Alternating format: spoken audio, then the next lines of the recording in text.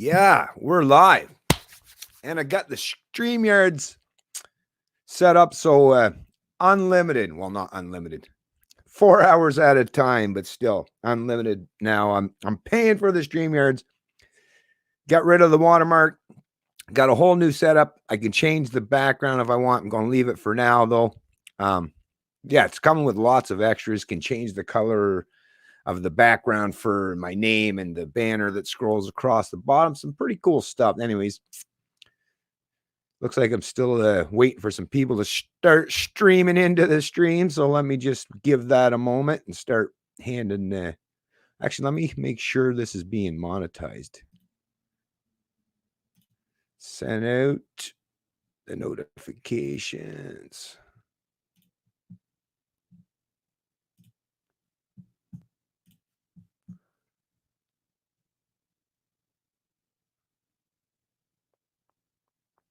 It's taking so long. All right. A little slow reacting this morning. What's going on, Sunwares? Something is screwed trying to get in 3 times already. First, nothing happens. Second, could see that, but not even option. Cam up to participate, huh? Something is screwed. I tried getting in 3 times already. First, nothing happens.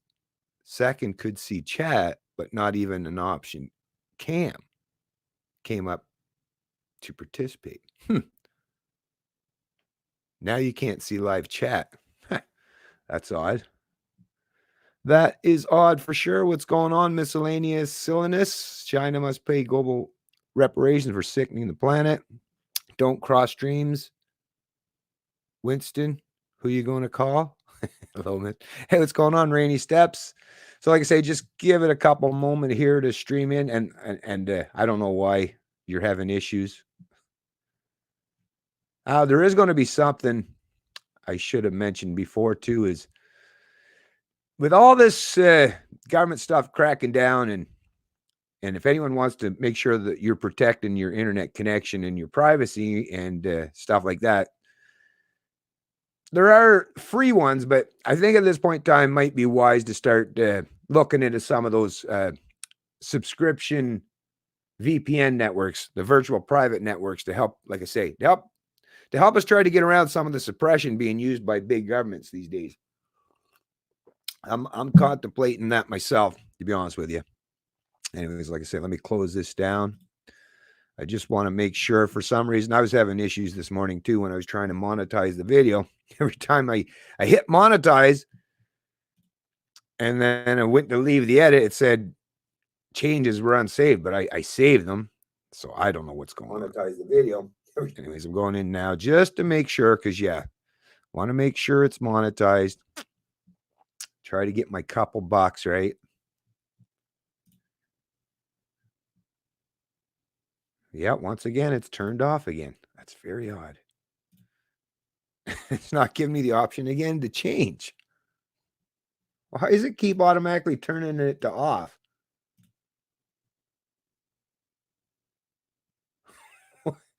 What the hell? That is so odd. That is so freaking odd. And I bet you if I go back to the studio, yeah, it's saying the same thing.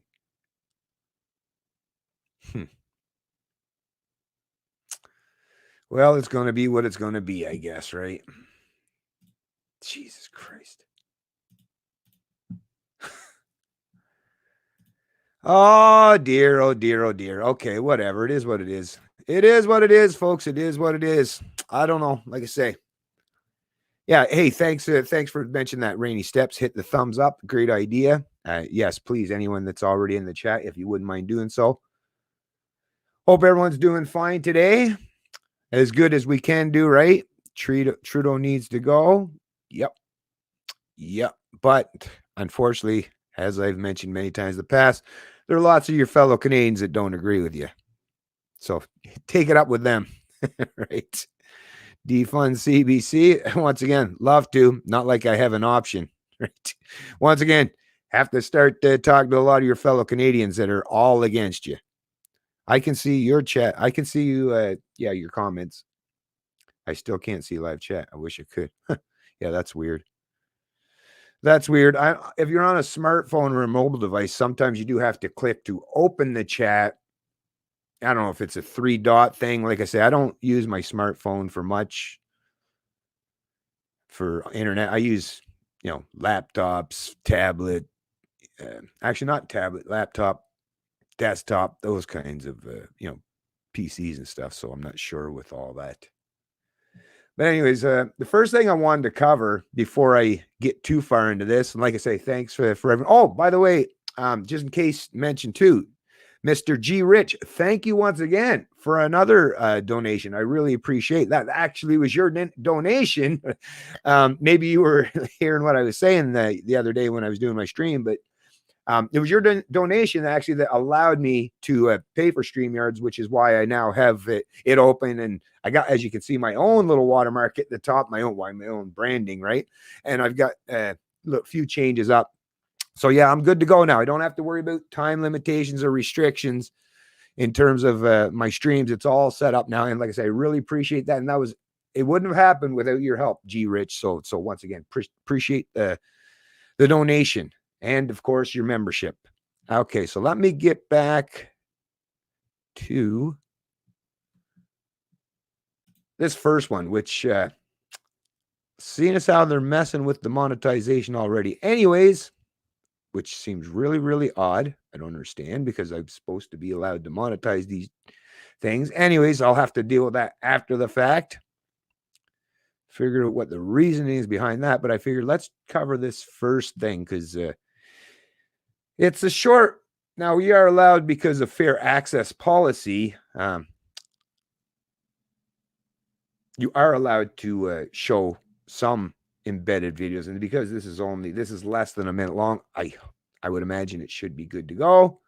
So I'm just going to show this real quick for you folks. Share the screen.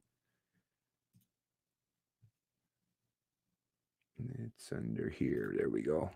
So make sure everyone can see that. Okay.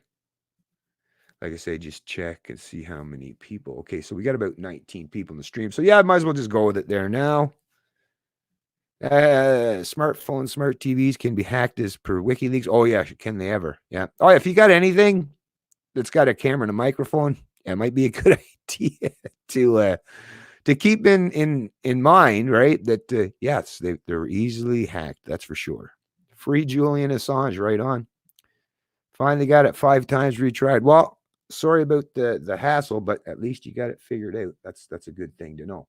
So like I say, I'm going to just start right into this first headline article. Okay, got to go up a little bit.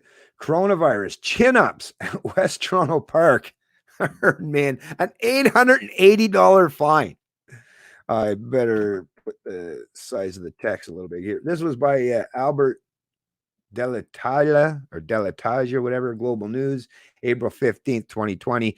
Like I say, all these will be in the description of the stream below. So you'll be able to reference them later. But yeah, just listen to this, folks. Actually, I'm going to have to turn the old so it goes. There we go.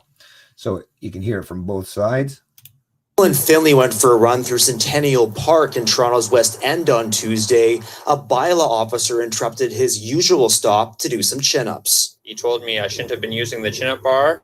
I said I apologized. I asked for a warning. Instead, he got a ticket, $800, including the victim surcharge, for violating the emergency order issued by the Ontario government. Finley says he didn't realize it meant all park amenities were off limits. I'd assumed if it didn't have caution tape or a sign on it, it was safe to use. And I didn't really think there'd be a very big risk of getting COVID-19 from an outdoor chin-up bar. Finley plans to appeal the ticket. Meantime, the local city councillor says fines like this are given out for a reason. If I was writing the ticket, I'd write a $5,000 ticket. City Councillor Stephen Holliday says bylaw officers have spoken to over 8,500 people about physical distancing and issued over 200 tickets. It's something he makes no apologies for. People need to get this message. It's serious. Somebody can die if that virus is spread. Finley's ticket comes after a similar... anyways, folks. So yeah, I don't want to, like I said, I don't want to use too much of the use that video, too much of it. Want to make sure I'm not having any copyright issues or anything. So I'll just play it that short. What is it? Not even a minute. So yeah, about a minute of it anyways. But so think about that. And you heard that guy, right? That city councilor, like who that?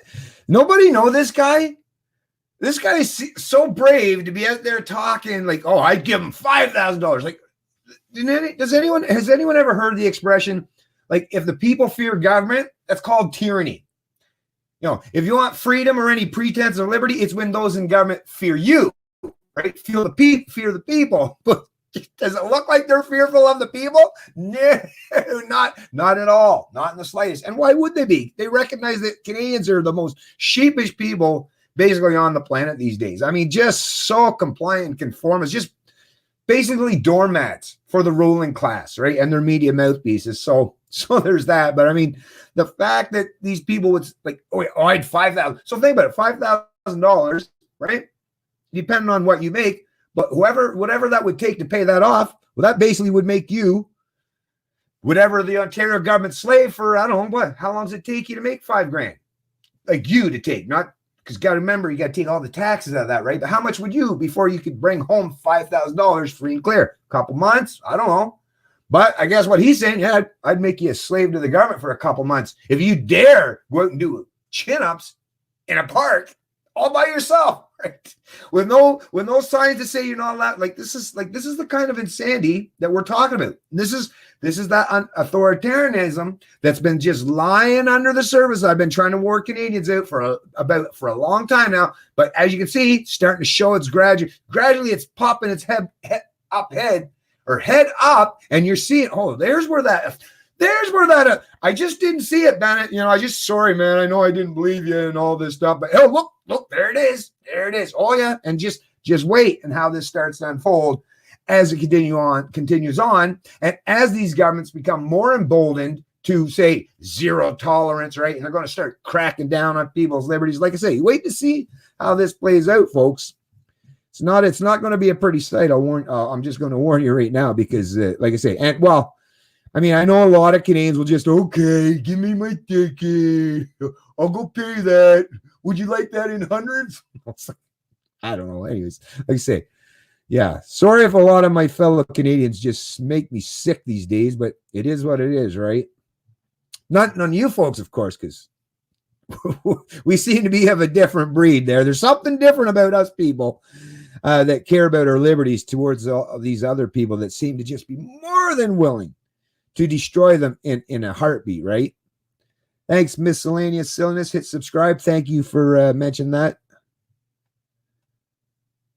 Okay, scrolling down. I think the CIA is trying to start. Well, there's a lot of people that are definitely trying to start some civil unrest. Either that or they're just incompetent dipshits. I don't know which one it is entirely, but you know, could be a combination of two. Good morning, John Ziegelbauer. Good morning. Good morning. This is all about police state compliance tests. Well, hey, if you're doing a test run in Canada, it's like, hey, it works pretty good, huh? Woo, we can bring that police state on just about any time now because look at the Canadian people. Completely compliant and conformist. Unlike, you know, the people to the south here, the good folks of Michigan or at least a portion of them or a few of the other states that are actually showing some of that boldness, right? That I've always respected about the American people, right? Yeah, people, some Canadian elitists or the snob types, right? Oh, those Americans, they always have the reason why they always have these divisions and conflicts is because they care about the fucking liberties, right? It's like, oh, up here we don't really worry about that. I get it. You fucks don't care about your freedom, but the Americans do. And I know that probably looks shocking, probably looks outrageous, but I like it. I love seeing that stuff. It's very inspirational. It's very emboldening and tells me that at least, like I say, we got some people to the side of this that at least have a grasp on it. And not like I say, hopefully that'll be just as contagious or even more contagious than the virus. And it'll start spreading around up here in Canada. Because so far, nope. We seem to have, I don't know, the antidote or a vaccine buildup against bravery. It's like I don't know what it is, but it seems to be lacking this country severely. But anyways, what that video, if I had to continue to play on, is fortunately that young man is actually a lawyer in training, not the greatest occupation, professional lawyer, but still. So he said at the end that he's going to take that ticket to court, and I hope he actually does. I hope he actually does challenge that. Do you really have the authority to write me up a ticket for going out to the park to do what the hell did I do wrong? Was there a victim involved? Because, usually there's got to be a victim involved, right? But no, anyways, like I say, so anyways, at least as far as that goes, maybe the young man will get some kind of resolution for himself. Our charter rights are being violated. Yeah, constantly. And you know what? Based on the charter rights and how it's written, is they wrote that in there. Was it section 33, they call it, the notwithstanding clause, basically. Yeah, you have all these rights and liberties and freedoms, but hey, we can take them away anytime we want. So there's that, right? There's always that. Yeah, what are you going to do about it? Exactly, right? Right? Like I say, not a whole lot you can do it until you get a whole lot more than a few Canadians, right? A few of us. Like, what are you going to do about it? Exactly. Trading freedom for security. What a tragedy. Not just a tragedy, a glorious revolutionary, but absolutely just soul crushing, right? To recognize it. I try to tell myself all the time is no, Bennett. Surely it's not. It can't be the case, man. It can't be the case. A lot of those Canadians, the silent majority, surely it's just that they're just, certain times they're like, no, they're making the measurement. It's just not worth defending my liberties. Let me just be quiet for now. But like I say, for 10, 12 years now, I've watched it. No matter what happens, right? No matter what the government chooses to do, or central banks or central planners, or how devastating effect their central planning policies are on the people's social and economic lives, it's like, no, I don't know. Canadians, like I say, have a massive amount of conformity just built right into them. Charter rights have violated since joining the Five Eyes, wherever well, they've been basically since there was such thing as a government, basically. Just tuned in. Hello, friends. What's going on, Howard G?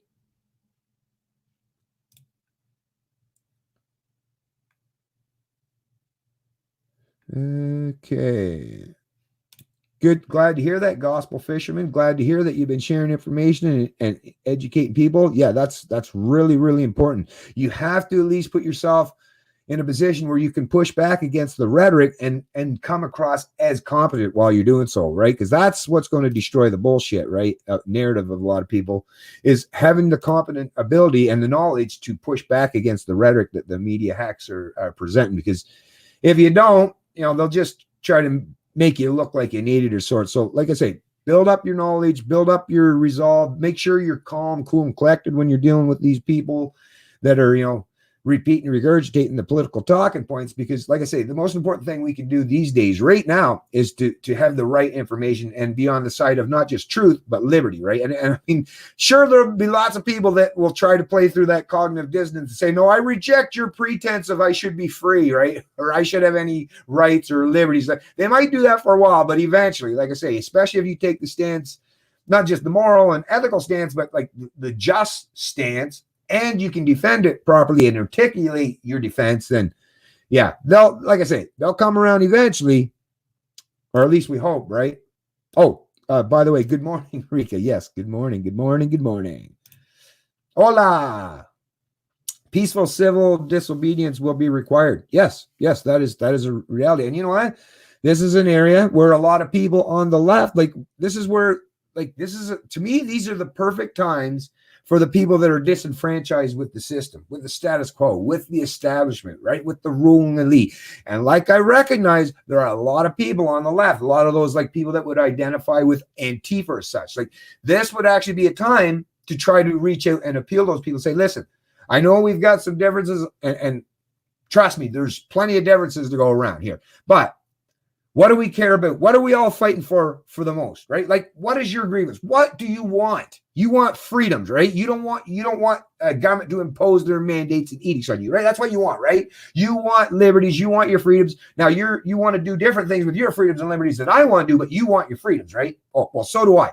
So can we put aside our petty differences for now and at least recognize and acknowledge that we are actually fellow travelers, because we might be a smaller cohort than the sheeple or the mindless minions, but we have a lot of resolve and angst, and we're obviously more than willing to stand in defense of our liberties. And you know, whether it's you get petition or protest or civil disobedience. I mean, that's the thing with these left groups, right? These left-leaning groups like Antifa, they're already very much familiar with civil disobedience.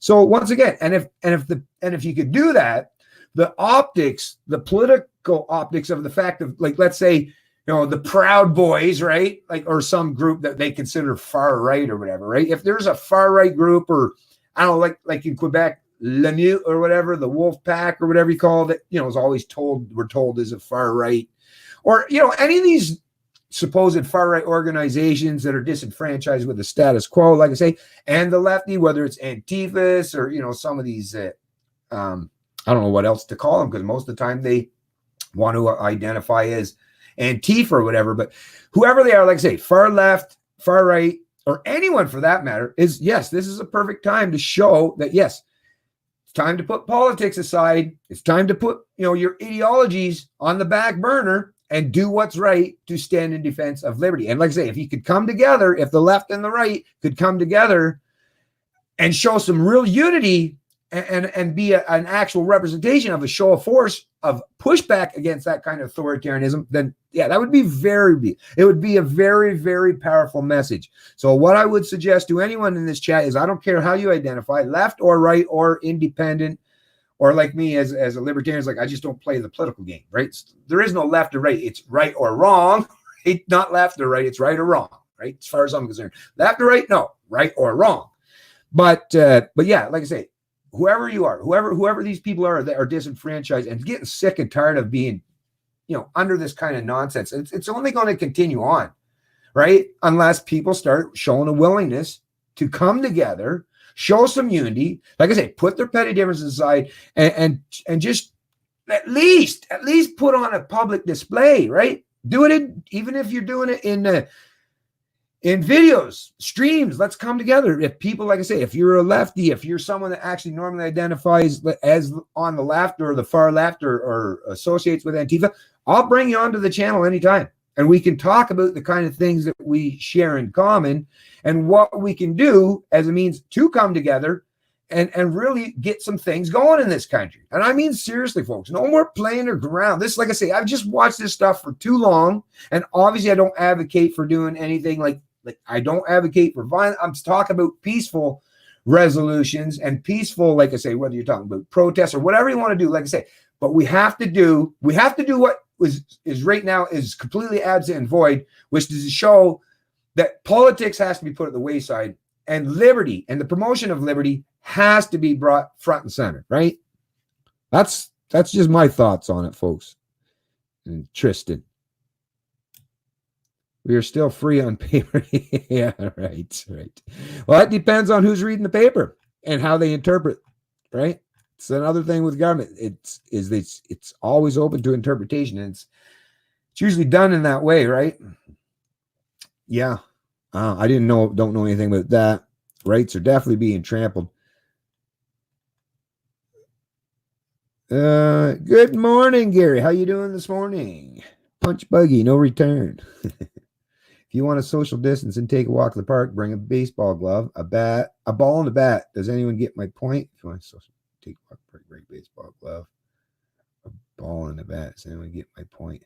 I don't know, because you'd be further apart from each other. I don't know. Hey, what's going on, Gato? How you doing today? Let's see here now. I went with my son and a good friend shooting for 3.5 hours yesterday. Nice. Great afternoon protest and social. Nice. Good one, Gary.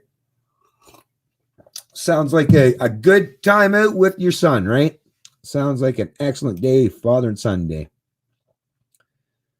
I am American. I'm one of those scary types who sling on an AR-15, walk down the street. What do you think of that? Hey, I think it's very, very best, right?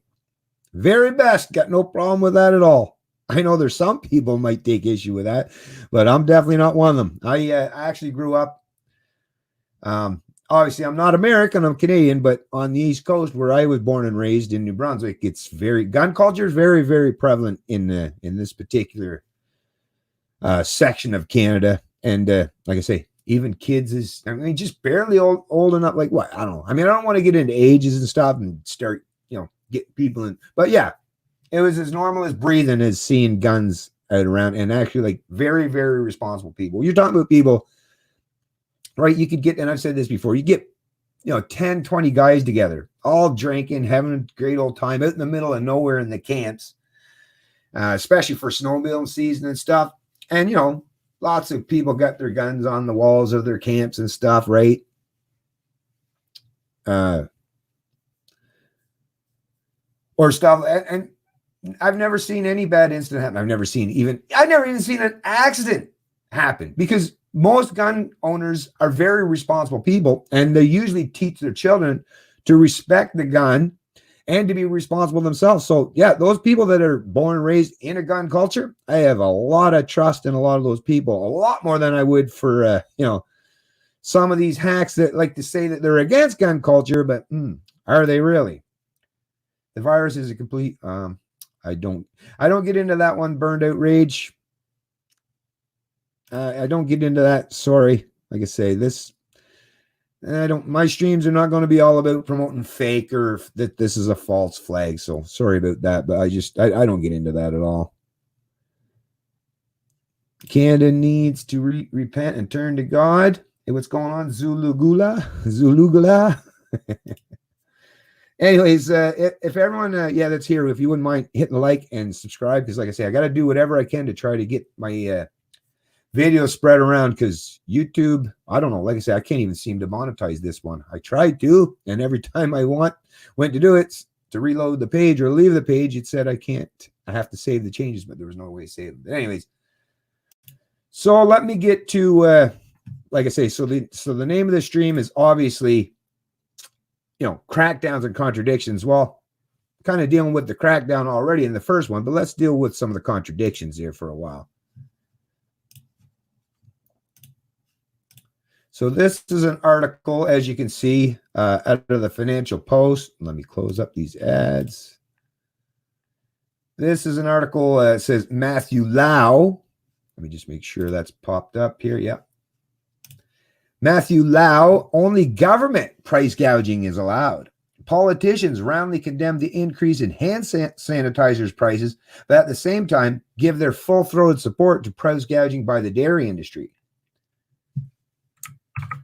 This was a special to Financial Post by Matthew Lau, April 16, 2020. Provincial governments across Canada have outlawed price gouging by sellers of toilet paper, hand sanitizer, and other goods currently in high demand because of the pandemic. In Ontario, individuals selling goods at prices the government deems too high could be fined $100,000 and imprisoned for a year, while corporations could be fined up to $10 million. Other provinces have similar price controls, as well as snitch lines that encourage shoppers to report retailers for the crime of selling products at prices that do not conform to arbitrary and usually poorly defined government standards. Like, that's what I mean. Government setting prices. Like, this country is so socialist. People don't realize just how socialist this country is, right? If you've seen what a genuinely free market capitalist country was like, then you'd be like, oh, now I see, right? But because most of them aren't privy to see any such thing, because governments around the world have destroyed most semblance or pretty much everything that underlies genuine free markets, right? So it's kind of hard to make that measurement or do that gauge, right? Do the gauging of that measurement when you don't have something really to compare it to. And like I say, by design. Invariably, the stated intention of the price controls is to protect consumers, but the certain effect of such legislation, as anybody with high school economics should know, is just the opposite. Unfortunately, the vast majority of politicians either did not have the foresight to learn basic economics, of course they did, right? Or if they did, expunged it from memory upon entering public office. The unhappy result is that whether in normal times or during a crisis, politicians generally practice what former OECD chief economist David Henderson called do-it-yourself economics. Exactly. It's on the fly. As long as it aligns with their political rhetoric, right? DIYE features mistaken economic assumptions informed by intuition rather than textbooks or economic history. It is characterized by a collectivist, top-down approach that expands government controls over all sorts of things government has no business controlling, such as, in the current case, the price of toilet paper and hand sanitizer. Confronted with the high prices, politicians practicing DIYE believe that consumers are suffering from exploitation at the hands of suppliers. In reality, the high prices have two profoundly beneficial effects on consumers.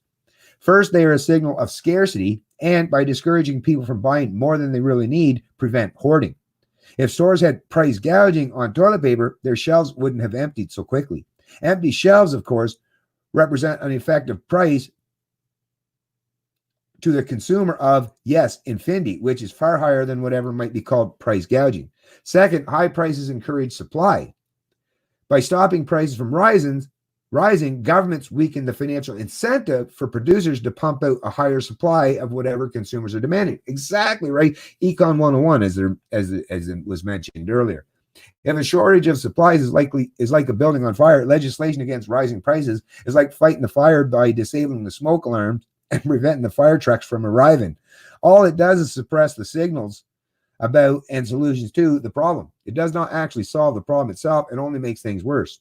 In perfect irony, the politicians who most loudly decry hoarding and shortages are also loudest in condemning and making illegal the rising prices that would prevent or at least significantly mitigate hoarding and shortages. Anyways, yeah, so let's get down to this part.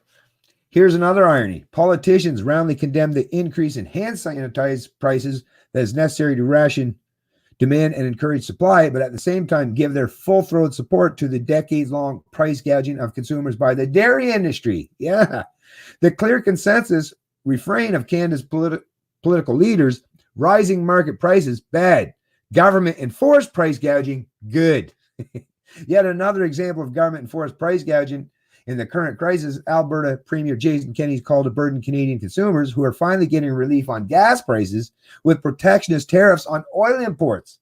Former Saskatchewan Premier Brad Wall agrees, saying in an interview that tariffs need to be on the table and, like Kenney, citing concerns about predatory pricing. So when prices are too high, that is gouging. When prices are too low, that is predatory. Apparently, the only acceptable prices are those determined by government diktat rather than supply and demand. Canada's political leaders badly need a class in introductory economics. They're doing themselves economics is a joke. So right on. Exactly. Price controls, price gouging, that's all fine as long as government's doing it. But hey, if you're doing it, well, apparently it's a terrible, terrible thing, right? But of course, in a free market, it's not all done under a one-size-fits-all. In a free market, you're given options. And because competition is at the heart of the free market, is people are going to try to do what's better, not just for them, but for the consumers, because that's where they'll get the market share from. That's why people will veer and steer towards whoever's offering the best product at the best price. That's what the free market does. Whereas government, yeah, and supply management, I mean, now we're hearing, 40,000 pounds of mushrooms dumped by the wayside. That was already reported on. Millions and millions every week, liters of milk being poured out and wasted, right? I mean, think about that. I mean, that alone, normally these businesses would never want to do that. I mean, it'd be a complete destruction of the very product that they're using to profit from. No businessman would ever do that without big government telling them to do so, or that if they do, that government will somehow protect them from the economic outfall or outcome of doing such a ridiculous practice, right? So this is the problem with central planning and not having the proper price mechanism, because the price mechanism is one hell of a very powerful signal. And obviously, as this person is pointing out, the fact that the politicians don't recognize that is they just don't understand economics. You can't understand economics if you don't understand the simple basics of supply and demand and the price mechanism in terms of incentivizing not just consumers' habits and spending, but producers as well, right? The suppliers, the people that stock these or build these things or grow these things. Proper incentive happens under a free market where competition is key. When it's government, a one-size-fits-all approach, well, that's a failure, obviously, right? You know it. I know it. These dipshits in the government don't know it. Why? Because they've never functioned. in anything remotely resembling a free market. Government is the opposite of a free market. Anyways, so let's get in here. Let's see a couple more chats. Left Slayer, Trump will have the USA up and running in a matter of weeks, and the virus will soon be on the run. Trump 2020. Yeah, well, he's trying his best, right? And hopefully a lot of the state governors will well, that's the beautiful thing about the states and having all these independent is, like I say, hopefully a lot of them will agree, and the pressure from the people will entice them to want to do so, right? Because you got to remember, this year there are elections coming up. It seems like a long way away, but it will come eventually. Rebel News has a fund to provide legal assistance to these for these. Yeah, I saw that, Richard Hunt. Thanks for mentioning that. Actually, I remember seeing Ezra putting that out there in one of his videos, that he will help pay their legal fees to hire a lawyer at least to fight these. So yeah, good. Thanks for pointing that out.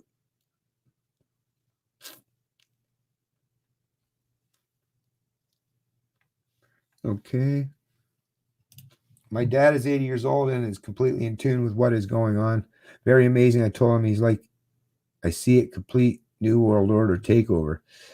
Okay. Well, just make sure you're keeping your 80-year-old dad safe, and hopefully, he's in a good place that is not vulnerable to anything, because, obviously the older the person is, and if they have predisposed conditions or anything, then, that's could be a bad thing, right? But sure, you're already well out in advance and thinking of that stuff.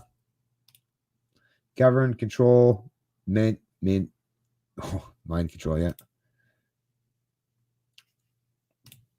Hey, Bennett, if you listen to the CBC, Trudeau's a savior. Read the comment section. Yeah, I know, right? Actually, it's funny. I was listening to another CBC article this morning on CBC radio, and they were talking about all of them. Oh, they were talking about actually the states, all them damn libertarians, and they want their freaking liberties, right? Like, I love how these hacks try to talk about libertarians, which are people that care about freedom and liberty, right?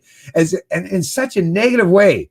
Like, what kind of a person has a hate on or disdain for people that stand for and promote liberty? Well, people that obviously have fucking ill intentions, right? not exactly the good kind of people, are they, folks? Okay, so let me close that up. Actually, yeah, because some of these things have so many freaking ads on them that they just constantly using up my bandwidth. Anyway, so let's get into another example of that government contradiction. Because, yeah, there's many examples to choose from, but let's just deal with a couple right now. This one is in regards to Trudeau himself, Mr. fucking Trudeau himself, right? So, under the politics section, construction work continues on Parliament Hill, even as MPs and senators are told to stay away. I think this once again shows the Trudeau government's hypocrisy, conservative senator says. So this was reported by John Paul Tasker, April 16, 2020. Most MPs and senators have been told to stay away from Parliament Hill because of the public health risk involved in having a large number of people congregating in one place during a pandemic. But the same rules don't apply to the laborers carrying out rehabilitative work in the parliamentary precinct. Ontario Premier Doug Ford has curtailed construction work in the province to help stop the spread of COVID-19 on job sites. But hundreds of builders are still busy working on a decade-long renovation project in the parliamentary precinct. So there's rules for you, the peons, the sheeple, the lowly masses, right? No, there's the rules for you, but hey, for your rulers, for your thought leaders, right? Now those rules don't apply. Like I've said so many times, I don't know why these people in politics keep putting forth the notion that they're against anarchy, because in reality, they want anarchy, but of course only for themselves, right? But yeah, two sets of rules. Rules for you, different rules for these folks.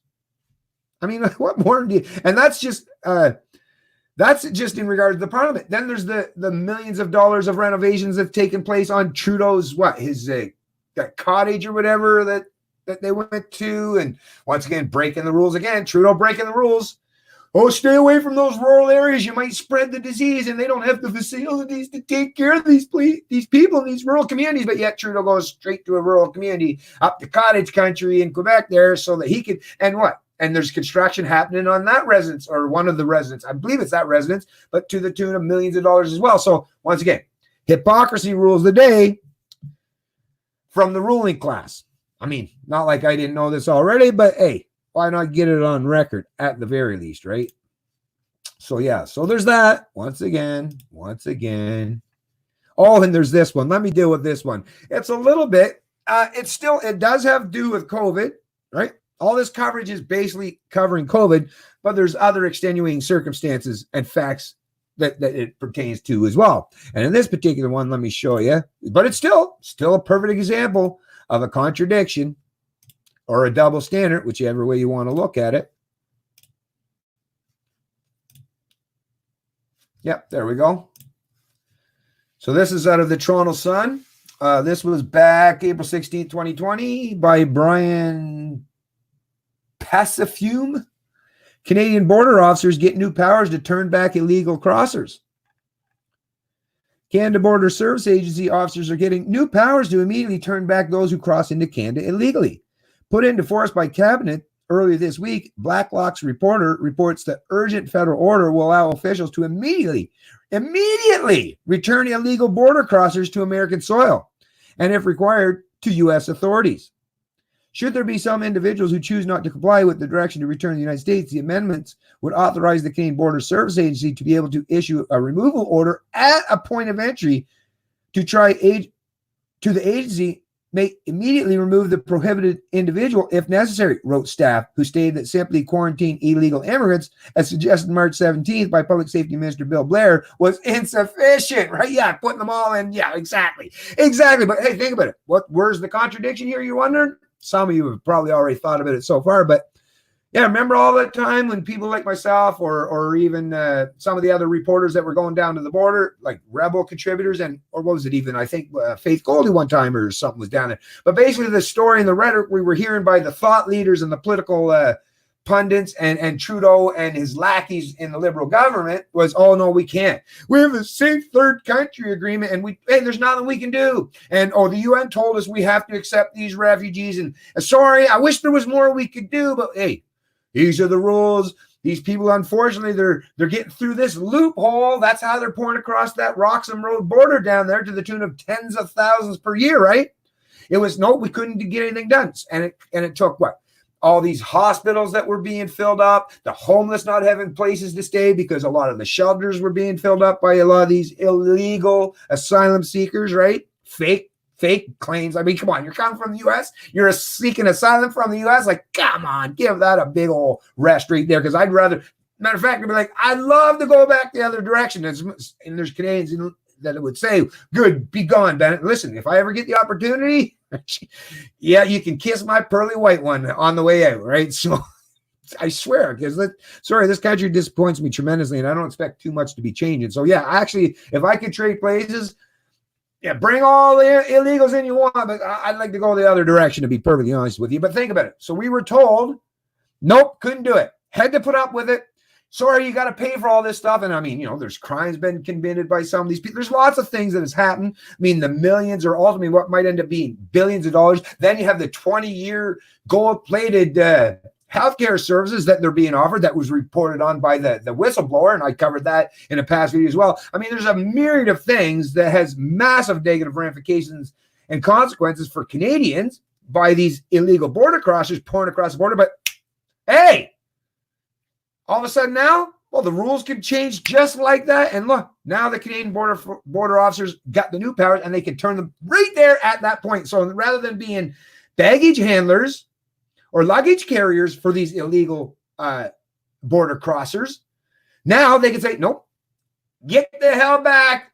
Bye-bye. No, you're not allowed. No, see, it's illegal. And it even says in the sign down there, it's illegal. No, you can't come here. Bye-bye. So now they have the power to do so. Why didn't they have the power before? Well, political edict, obviously, because they have the power now. So there you go, right? That should mean a lot to a lot of people. I know it does for me, just to point out the glaring hypocrisy and bullshit rhetoric that we're fed on a continuing basis. I mean, it's right there in literally black and white, right? Once again, just reporting on the news, folks. Just reporting on the news. Don't hate the man that's delivering the news, right? They start opening forests so people can go for walks in Ontario. Yeah, I know, right? Like as if like, I mean, think about it. What better place can you be than the wide open spaces of like, yeah, like a forested area and stuff? Like so fucking ridiculous. Fucking ridiculous, man. Hey, Ben. Oh, yeah. The notwithstanding clause has limitations. Well, listen, gospel fisherman, how much you want to bet? As much as you think there, how much you want to bet that there's a few politicians, senators, or lawyers that could interpret it and mean whatever the hell they want? And who are you to argue with them? They're the ones that get to determine and be the final arbiters to dictate what it actually means. So sounds good in theory. I get that. You know, I would like to believe even the words written on parchment or paper, such as the U.S. founding father, the Constitution. Well, if you go by the letter of the law of the Constitution, well, there should be no way any of the states can restrict people's ability to travel freely, right? It's baked right in. And in the Constitution of the United States, there is no get out of jail free clause in it. There is no section 33 that says, oh, I can overrule it. But hey, they do it anyways. So once again, you got to remember, you're dealing with statists, and they're the ones that are the final arbiters or determiners of what all this stuff means. And if you've never watched how lawyers function in a courtroom or even on a television program, well, let me just let you know right now. They can literally look you straight in the face and tell you that up is down and a circle is square. And yeah, they'll do such a good job that they might even convince you of it, right?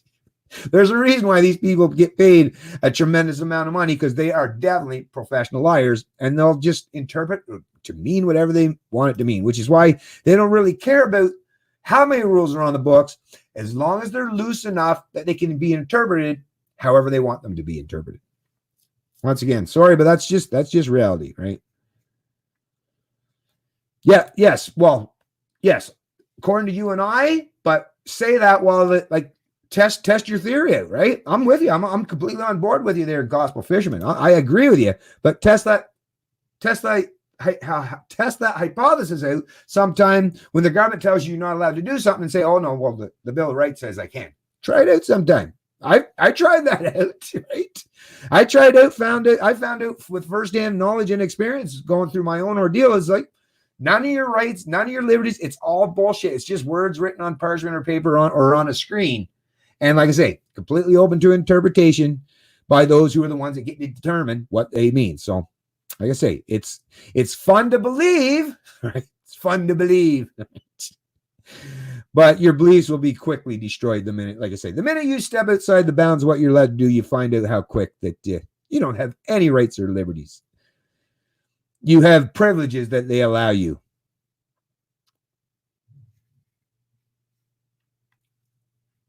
Why am I in your timeout? How are you in a timeout? Nobody's done anything. Just say up yours. I haven't touched anything, so there's no way you could possibly be, because unless someone else did it. Oh, maybe did someone put you in a timeout? I don't know. I didn't see anything just yet. Oh, I see Mr. G. Rich is a little bit further down there. I'll get you just a minute there, Mr. G. Rich. Scrolling. Hi from Radium Hot Springs, Canada. Hey, Marcia Robbins. Nice to see you in the chat. Trying to get back up and find there we go.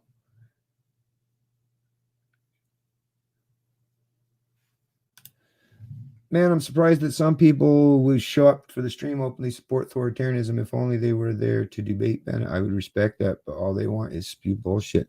I always offer to bring anyone in that's, especially if you're defending authoritarianism, I'll have to try to look for that.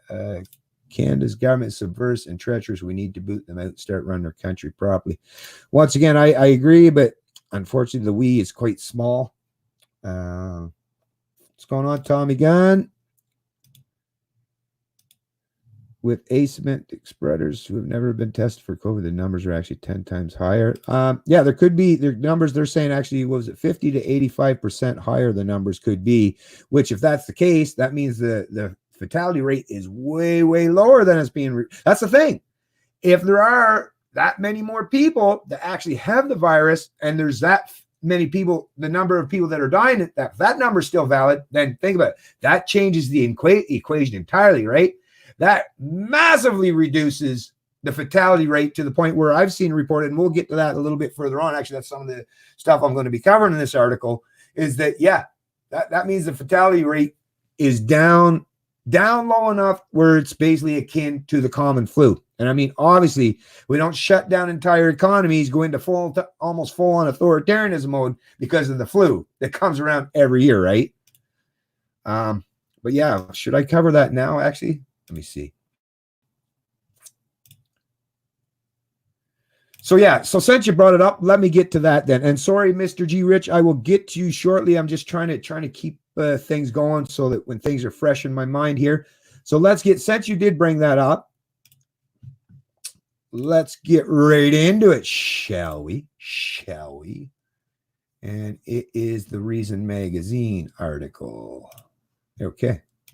Now there's two. This one's from Reason Magazine, which is a libertarian publication of the United States, which great source for news and information and anything related to liberty and free markets and all that stuff. So definitely check out Reason. Anyways, as you can see, the headline, coronavirus, COVID-19 lethality not much different than flu, says new study.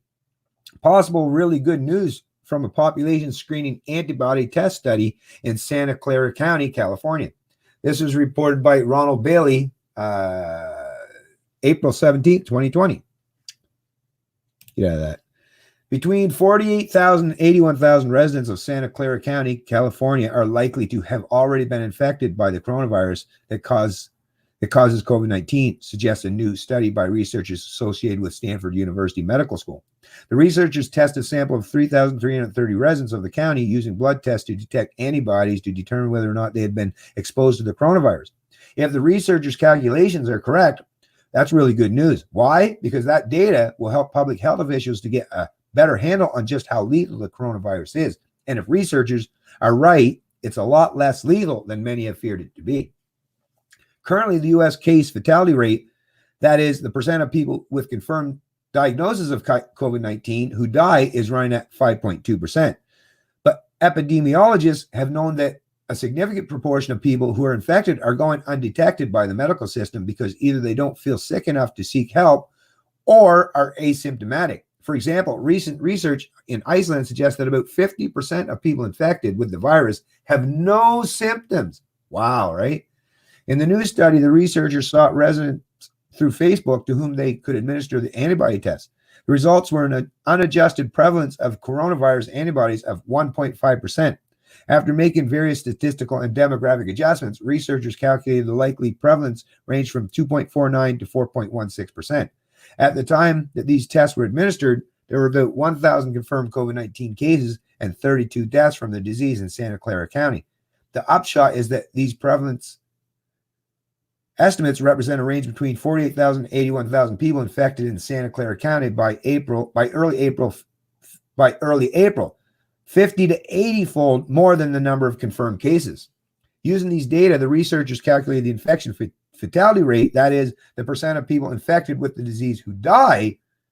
100 deaths out of 48,000 to 81,000 infections corresponds to an infection fatality rate of 0.12 to 0.2%, they report. That's about the same infection fatality rate the Center for Disease Control and Prevention, the CDC, estimates for the seasonal flu. So anyways, folks, like I say, I'll leave a link to this article in the description as well. And in addition to that one, let me just go to the next one here, because this one, I believe it may very well be the actually the exact same study. This is out of the Wall Street Journal. I can't read this article. Yeah, so it's probably basically dealing with the same article because it says, new data suggests the coronavirus isn't as deadly as we thought. A study finds 50 to 80 times as many infection as known cases, meaning a far lower fatality rate. So basically, yeah, so I'll share both of these articles in the description of the stream below. But yeah, it's saying already that the numbers, and this is still early on, folks, and already it's saying that the numbers in terms of the fatality rate could be much, much, much lower. So yet to be determined, but at the very least is piquing my curiosity and definitely like puts things into much better perspective. Oh, wait, I see. Just you are the authoritarian I'm talking about. If you are not here to debate your bullshit and you are only here to push your propaganda, you have nothing to do here. Well, like, as long as nobody's advocating for violence, I don't care. Like I say, a lot of people say some foolish stuff, right? But as long as you're not, saying anything that's going to get the channel into trouble or anything like that, then, I go for it. The one thing, like I say, obviously I'm not a fan of people that put forth some kind of far out conspiracy theory, but I'm not against it. Like I say, it's not that I'm against people like, dreaming up or imagining all kinds of different scenarios. I'm fine with that. That's just per people trying to think about these issues, right? I'm on board with that. Do your thing. I'm just saying, you don't have to actually, bring up everything until you get some evidence. A lot of times, there's things I might suspect, but I just don't publicly claim that I support them anyway unless I can actually see some evidence. So to me, it's like, you do your thing. I'm not telling anyone what to do or say. That's the beauty of freedom of speech. But what I will say, like I say, is if you bring anything where you're advocating for violent revolution and stuff, or something that people can, report and say, oh, like there's people, advocating for violence, and then you associate my channel and stuff with that kind of stuff, then yeah, I don't want nothing to do with that. And I will definitely, crack down on that kind of stuff just by sheer fact is, yeah, I'm protecting not just, my channel and my brand and all that stuff, but yeah, I don't want to get into any of these goddamn bullshit things where people are advocating for violence, because then you are getting into, the gray area in terms where now it's not just freedom of speech, but yeah, as far as what I will say to Gato or anyone is, yeah, if you have something to say, like, you don't even have to sit in the chat, reach out to me and I'll look about having an interview with you. Because, if you got something to bring to the table that I'm just not privy to, I love having my premises challenged. I love it, actually. That's how people expand on their knowledge, is having things challenged. But I definitely agree that we shouldn't be getting into the kind of authoritarian mindset. But I don't know if he has or not. And once again, I'm not 100% sure. And to be honest there, Gato, you kind of threw one guy under the bus that time, and it turned out it wasn't him. So I definitely going to err on the side of caution here. Marcia Robbins, hi from Radium. Oh, I saw that already. Yeah, there's always two sides. True that. Epstein Gates. Oh, actually, so let's talk about this. Since someone brought up Epstein Gates, eugenicists made this to benefit. Well, first of all, diabolical one.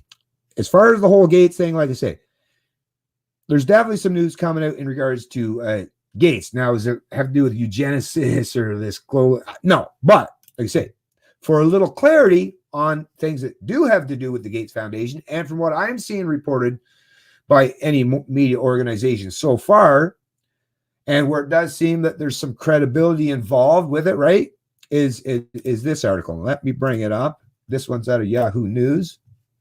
Because like I say, I'm not adverse to covering anything, no matter what it is, but yeah, at least bring some frickin' evidence or something to the table, right? And don't say it's the lizard people, right? It's or aliens, or like I say, let's try to stick with at least some things that seem reasonable and make sense. So as you can see here, so this is an article out of Yahoo News. This is the American version of it. So yahoonews.com, and it's Paul Hanley. This was obviously the AFP reported on it April 15th, 2020. Gates Foundation calls for global cooperation on vaccine for 7 billion people. So Washington, AFP. The wealthy Bill and Melinda Gates Foundation called Wednesday for global cooperation to ready COVID-19 vaccines for 7 billion people, while offering $150 million towards developing therapeutics and treatments for the virus. While it is likely to take as many as 18 months to develop and fully test a safe coronavirus vaccine, global authorities and businesses need to start now on plans to manufacture it, said Foundation Chief Executive Mark Sudsman. It's normal to have at maximum, hundreds of millions of doses manufactured, he said. When you're dealing with a novel pathogen like COVID-19, and as we get to identifying a successful vaccine, we're going to need billions of doses. There are 7 billion people on the planet, he said. We're going to need to vaccinate nearly everyone. There's no manufacturing capacity to do that. Sussman announced the foundation, started and controlled by mega billionaire Microsoft founder Bill Gates and his wife Melinda Gates, is adding $150 million to the $100 million it announced in February to help in international efforts to battle the coronavirus pandemic. Much of the money is to support the development of COVID-19 diagnostic tests, therapeutic treatments, and vaccines, and to make them globally available, he said. So anyways, like I say, I'll leave a link to this in the description of the stream as well. But at the very least, what concerns me, obviously, from reading this so far, is the fact that, you know, they want to make sure, even if they get the vaccine, they want to get to the point where they can manufacture enough for all 7 billion people on this planet to get it. So first of all, and we're still waiting. This is still yet to be determined. And don't worry, the media will start just lead in that general vicinity or direction. And like now is the time to get it in front and start pointing out that, yeah, I am against, and I've said this many times in the past, I'm not against vaccines, but I am 100% against anything to do with governments or anyone imposing or mandating that people have to be vaccinated, right? No, you should never be forced by anyone to inject something into your body without your express permission, right? Now, could you find some example if you're in a coma and you're dying and like, can you find some example where you can say, oh, there's an exception to that, right? Sure, right? And if you want to get into that argument or debate with me in terms of principles and a philosophical argument, fine. When we're talking about, you know, vaccines, and this vaccine in particular that's going to be conjured up for COVID-19 is, I'm talking about governments forcing or mandating them onto the people of any population, of any jurisdiction on this globe. But in particular, because I'm a Canadian, obviously in Canada. So I want to get in front and make sure that I'm making it known that, yeah, now, over my cold, dead body is anyone, and you would literally have to tie me down. And yeah, it's going to take a few people, not just one, right? Yeah, you're going to need the docs, some orderlies, and probably a couple fucking security or some police there too, because yeah, I can be quite nimble and squirmy if need be, right? And I would definitely not go down without a fight. But yeah, I'll just say straight up right now, nobody's sticking anything in my arm or any part of my body against my will, right? Simple as that. No, and I am, as a libertarian, I am fully, you know, in defense of self-ownership. This is my motherfucking body, motherfuckers. Just like women, right? You can't do anything against, hey, if I want to abort, hey, it's my choice, my body, my choice. Well, you know what? If I don't want a fucking needle stuck in me for any fucking reason, my body, my choice, right? And I'll tell you, even more important, because we're not talking about killing a fucking baby or an embryo or however you want to describe that growing eventual person inside a woman. We're talking about, yeah, people that are putting foreign chemicals or substance in your body to deal with a contagious virus, like I say. No. Totally 100% against it. So moving on, I just had to make sure that was absolutely clear. I am wholly against it. Not that I'm against vaccines or all vaccines. Vaccines doesn't even mean that, hey, if someone gave me the evidence, and it was clear and concise, and I could see with my own eyes and use my own evidence, or not my evidence, but actual genuine scientific evidence that hasn't been politicized, hasn't been manipulated, right? None of that stuff. And it said, well, if you do this, it will protect you. Then I would do so. But once again, that choice rests and resides with me, my body, self-ownership. And the property rights isn't just what I own. Property rights entails me, my body, and everything I produce, and my mind. It's all mine. I own this shit. Nobody else does. And I have complete 100% authority over what happens to my body, what goes in my fucking body. So simple as that. That's the way it goes. Deal with it. Deal with it. Like it or lump it. All right, back to the stream. So yeah, so like I say, I covered that particular, so I might as well close up that one as well then. And we did the reason study. So we see that the lethality rate could be much, much, much lower. Okay, so we got quite a few things done here already. So let me get back into the chat. Good morning from Saskatchewan, Kaz. Good morning. Saskatchewan, one of the few places in Canada that I've actually never been. I've been to all 48 states when I drove long haul truck, all of them, multiple times, all 48 states. In Canada, I've still never Still never made it to Saskatchewan, but maybe someday. Maybe someday. Soon you'll have to fight federal courts against federal offense, fines, and tickets violations instead of your provincial or municipal or local courts. Well, lots of stuff. Those who do not get tested are those with no symptoms, which means that the virus is harmless for the majority of Canadians. Could be.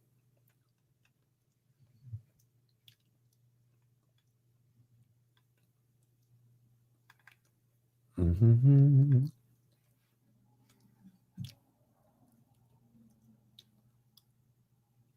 Okay, what's this? My neighbor is in Newmarket Hospital and says different. 2 doctors, nurses infected, 13 ICU, and 300 under investigation, waiting test results. Yeah, hopefully it all works out there, Gary.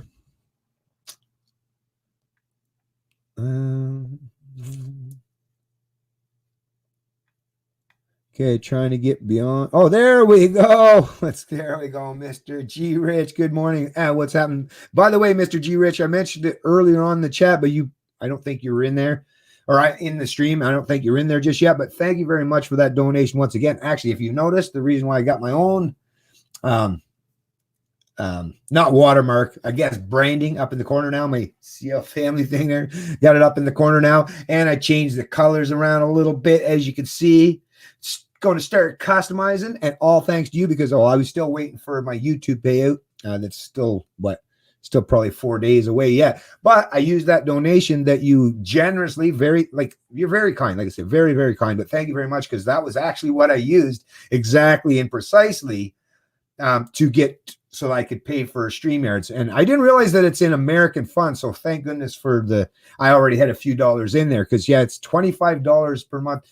Because I don't have enough to pay for the entire year, I have to do it monthly, and when you do it monthly, you pay an extra $5. It's $25 a month, but that's in USD. So it come to basically $35 is what it is. So I don't know. Anyways, but without your help, I wouldn't have been able to. I would have had to today. I left enough time on my stream yesterday. I might have been able to get today's done, but now, like I say, now I can stream. Well, for sure this month. I have till the 18th of next month. So I'm good for a whole month now where I can stream. And I mean, I can go 4 hours each stream, and I can do as many streams as I want. And I can bring on up to 6 people. So yeah, I'm set up now. So like I say, even if you want to come on to the show, yeah, let me know in an email if you want, Mr. G. Rich, and I'll do that. And like I say, thank you very much again, because if it wasn't for your kind support, I wouldn't have the ability to do what I'm doing today and have, like I say, my StreamYard's finally opened up where I'm actually having a little more control over it, and not having to try to worry about rushing through things. That's a big load off of my mind, believe it or not, just that alone. So thank you once again, Mr. G. Rich.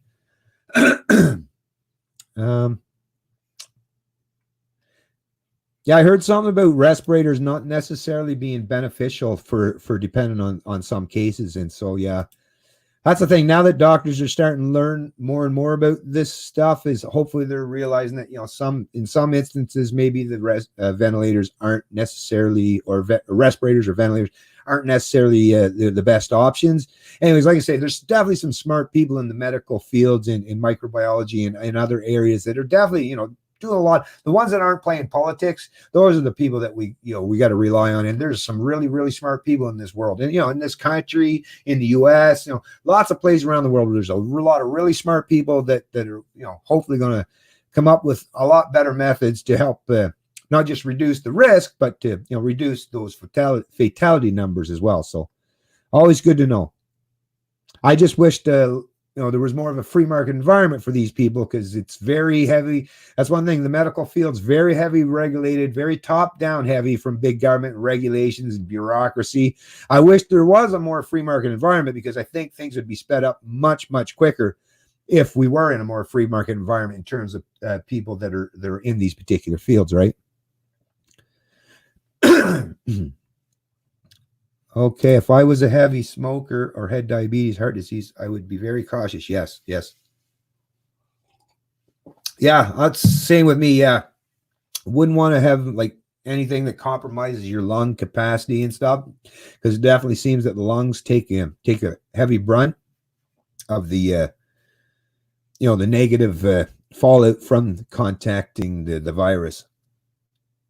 Yeah, I remember seeing something like that too. That was it 80% in some particular area. Was was in Italy somewhere, but yeah, I seen something where it was a very high number of people that were dying on ventilators.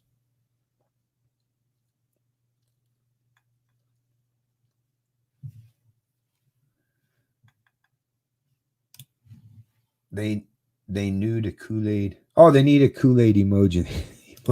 Yeah, Kool-Aid emoji. Yeah, right on. Yeah, I knew what you meant, Rika. Okay. Why aren't you guys at church? Right on. Well, actually, I'm glad you brought that up, Augustusburg, because technically, I am one that, like, and many people that follow my streams know I was raised in a very religious family, and actually, my grandparents, my parents, even, right, because mostly my parents was because they felt pressure from grandparents or other people in the community, right? But yeah, I went to a lot of different churches when I was young. But one thing I found, even as a young man, and heard it kind of talked about by other people, is it's crazy. They all read from the same Bible, right? But yet interpret it in like so many different ways, right? It's what I realized is, and to be honest with you, I mean, and once again, nothing against church. Hey, it's voluntary, obviously, so do your thing. I'm not even saying, but I'm just saying you don't have to travel to an actual church to have a relationship with God, right? My church could be anywhere I'm at, right? I don't have to pay rent on it, right? Matter of fact, I could be out walking through the forest or in the woods at some point in time, and having a personal talk or chat with God or whatever. You can, like I say, but I get what you're saying. But today we're having our own little church service. I'm just kidding. No, but yeah, like I say, nothing against the people that go to churches. Just I'm just not much into the organized kind of religion. Seems very, very culty, very cliquey, very in-group preferencey, very we're the ones that know God best. Those people are the enemy, or they're the devil, or it was just too much. Like, no thanks. Yeah, I don't need all that bullshit. That's just what comes with way too much baggage. Whereas I can get all the great principles. I can read all the stories. I can get all the ideas and the philosophy, or not necessarily philosophy, but the religious teachings and fundamentals without all the baggage that comes with organized religion. But once again, not that I'm against organized religion, and sometimes it's just a great place for people to come together that obviously share common interests or common sentiment, right?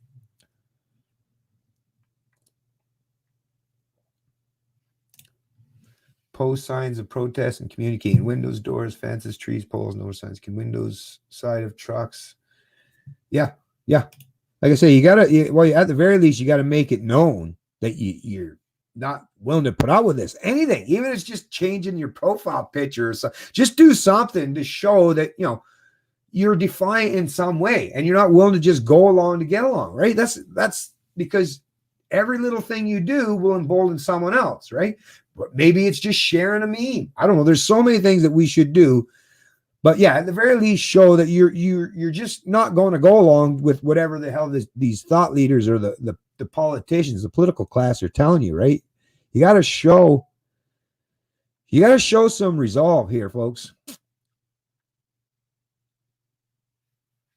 Yeah. Government. Yeah. Well, that's the thing, right? I definitely don't trust government. I'm with you there. Going on, Freedom Prospector. Most of the mom and pop shops forced to close, but Walmart, Loblaws, big guys get richer, little guy forced. I know, right? It's crazy how it's all unfolding. It's all unfolding in such a manner that, yeah, and like I said, I don't try to get too hypothetical or speculative in terms of like the reasoning behind it. But yeah, I mean, if you're a big major corporation, yeah, you're the one that's going to weather the storm much better than, like I say, the smaller, medium mom and pops outlets, right? And once again, just consolidating more and more power, destroying the market, destroying proper competition, destroying proper incentives to the point where, yeah, it's just going to constantly shrink and shrink and shrink to the point where there's just a handful of corporations and big government that rules over the world.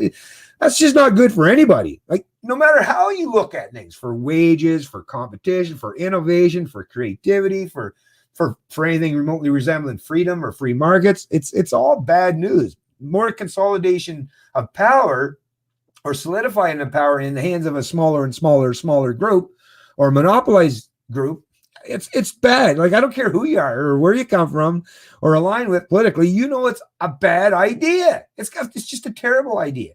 And yeah, there's a lot of people in these small companies that are just going to be like, throw their hands up in the air. It's like, I just can't make a go. I'm done for. And then if these big corporations come in, oh, don't worry, I got you. I'll buy it off you, like, for whatever price. And then, yeah, now they've taken over and now they've destroyed the competition. The competition used to exist. Now it doesn't, which is, yeah, it's always a detriment.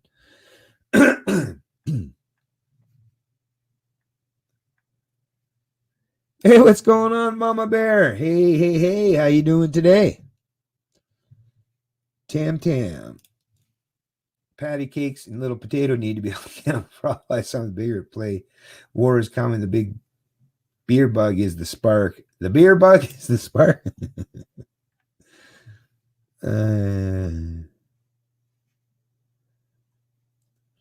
Okay. We can still gather. Okay, it's all about having a moral compass. When you work for government and no stuff's going on, it's wrong with you. That's the thing. A lot of these people in government, even if they do have a moral compass, the paycheck seems to overrule their morals, right? And sends that compass fucking just spinning all around. Like, just don't know which way to turn, right? That's the incentive of the paycheck and keeping their bottom line and making sure they're keeping the roof over their head and paying all their debt obligations. Like, oh, I'd love to speak out. I know it would be the right thing to do, but hey, incentive tells me not to, right? This is the problem with not having proper incentive structures or these NDAs that seemingly almost everyone that goes into government these days is, oh, you got to sign some kind of a non-disclosure agreement, which is basically, yeah, I'll lie or I'll keep my mouth shut no matter what the hell government does because I'm not allowed to say anything. I'm not allowed to speak out. Now, there are, once in a while we do get the odd whistleblower that pops up, but I mean, how far and few in between are they, right? Very, very, very rare, which tells you that most people that work for government in some capacity in this country are more than willing to get along for a paycheck. Oh, sorry, I already did that one.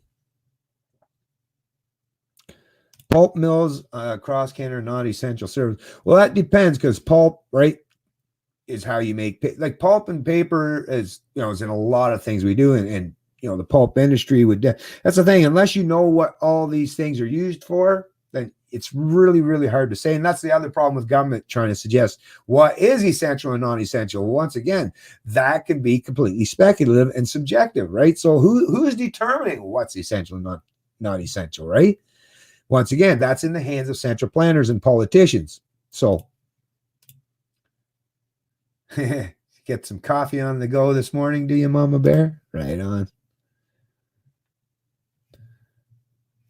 What's this? My local Walmart is taking 3 rows of product to expand the alcohol section to cash in on the sudden increase. Oh, yeah, of course. Well, hey, they are capitalist ventures after all, right? So they're going to try to capitalize on that. What's this? Mark Friesen is organizing a freedom rally July 1st, Ottawa, looking for 20K on the hill. See you there. Right on, Tommy Gunn. Go for it.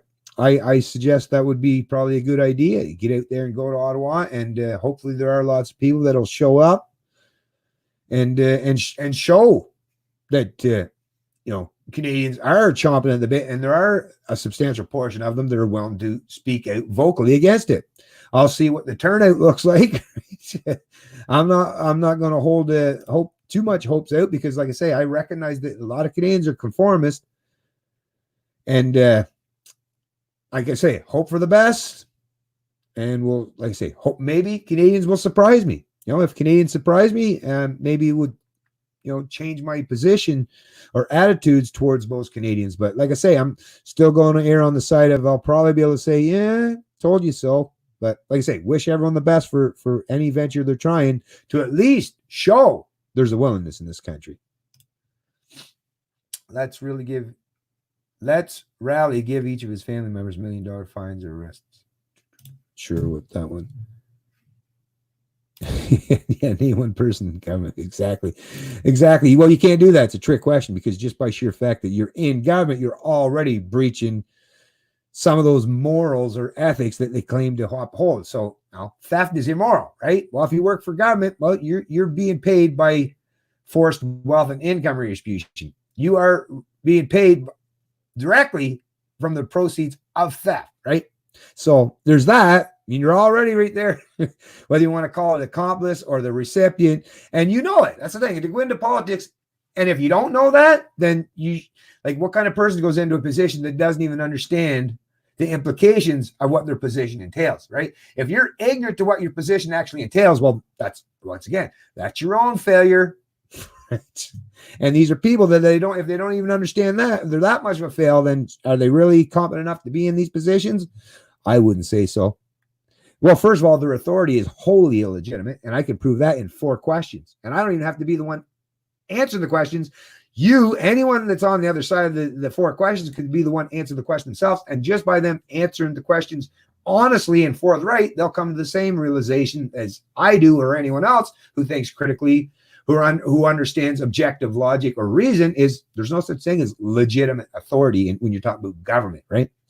And no, you can't delegate an authority that you don't have onto someone else by calling it magic or government. So, like I say, I've covered that. I've beaten that horse almost to death many times, and I'll definitely be talking about it in the future, but we'll save that for another time.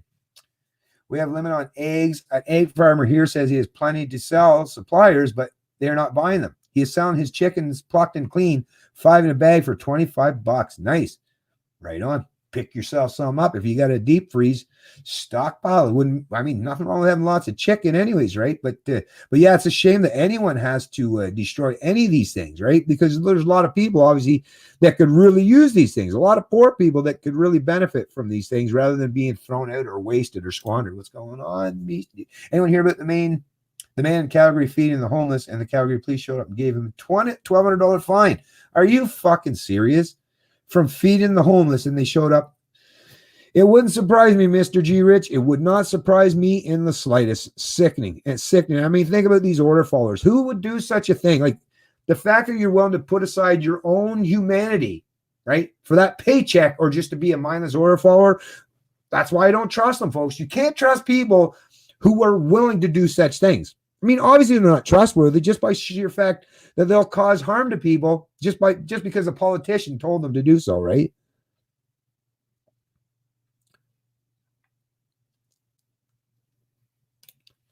I can't believe they actually took a pay raise and upped the carbon tax again. Yeah, they chose to let this into the country and shut the economy down, and they deserve a raise for that. I know. It's ridiculous, Mama Bear. It's ridiculous. Freaking ridiculous.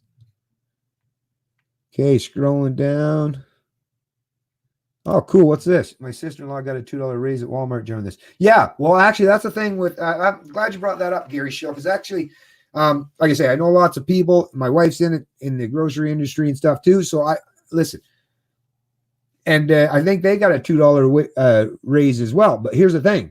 They're already on the very bottom end of the pay scale, right? So minimum wage or just slightly above, depending on if you're like lower management or mid-management or whatever. But just the typical cashiers, a lot of that's just your minimum wage. So they get bumped up a couple bucks, but like I say, most of these people, very few of them, like unless you're in management, you don't really get full-time hours. So you could be anywhere from 15 to 30 hours per week.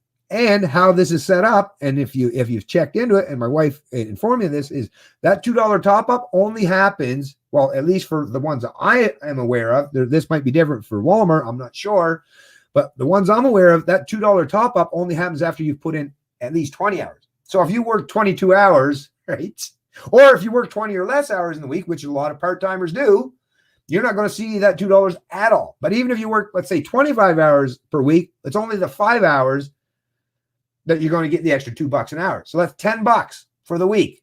Ooh, don't spend it all in one place. Meanwhile, you're out there, like I say, being paid less than the countless hundreds of thousands or millions now that are sitting on this Canadian emergency fund that the federal government set up, this massive forced wealth and income redistribution scheme, where now they're paying people $2,000 to sit home on their ass for up to 4 months, up to 16 weeks. People that are deemed non-essential. So the people that are in these essential services, right, in groceries or like in retail such as Walmart, because they do have groceries and stuff there, they're making a whole lot less, even if let's say they're all getting $30 or 30 hours per week.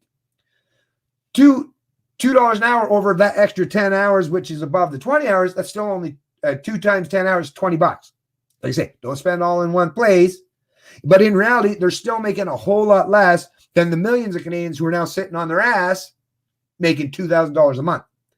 So think about that on alone. How unfair is it that the people that are out there in the most vulnerable positions, day in, day out, have to put themselves on the front lines, right? And they're not in healthcare professions where like I say, where at least they're being compensated with pretty hefty incomes because it's government largesse, right? Or got that long-term future prospect of, well, at least I get to retire with a gold-plated pension that's adjusted for inflation because I work for government. No, these are people in the private sector who are already like way below the rest in society in terms of the purchasing power and what they bring home, and to see that they're out there and getting such puny acknowledgement or economic compensation, which is basically like, to me, it's like, if I was working there, I'd be like, yeah, hey, if you're that fucking desperate, Walmart or all these corporations, or you just keep that money because apparently you're so fucking broke you can't afford to pay me more. Like, do you realize that without us here, like, people would be starving?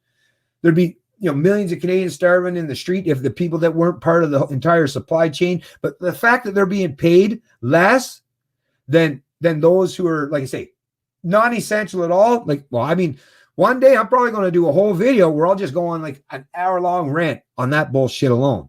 So yeah, but I get it. Yeah, they got a little whoopity-doo anyways, but I suppose it's better than a kick in the ass. If you want to find the positive side of it, right? If you want to see the glass half full, you can at least say, well, it's better than getting a kick in the ass, right? Because you can't really say, well, it's better than losing your job and being stuck at home, because in reality, losing your job and being stuck at home means you're in a safer environment, less chance of contacting the virus, and you're getting your $2,000 government check, right, every month.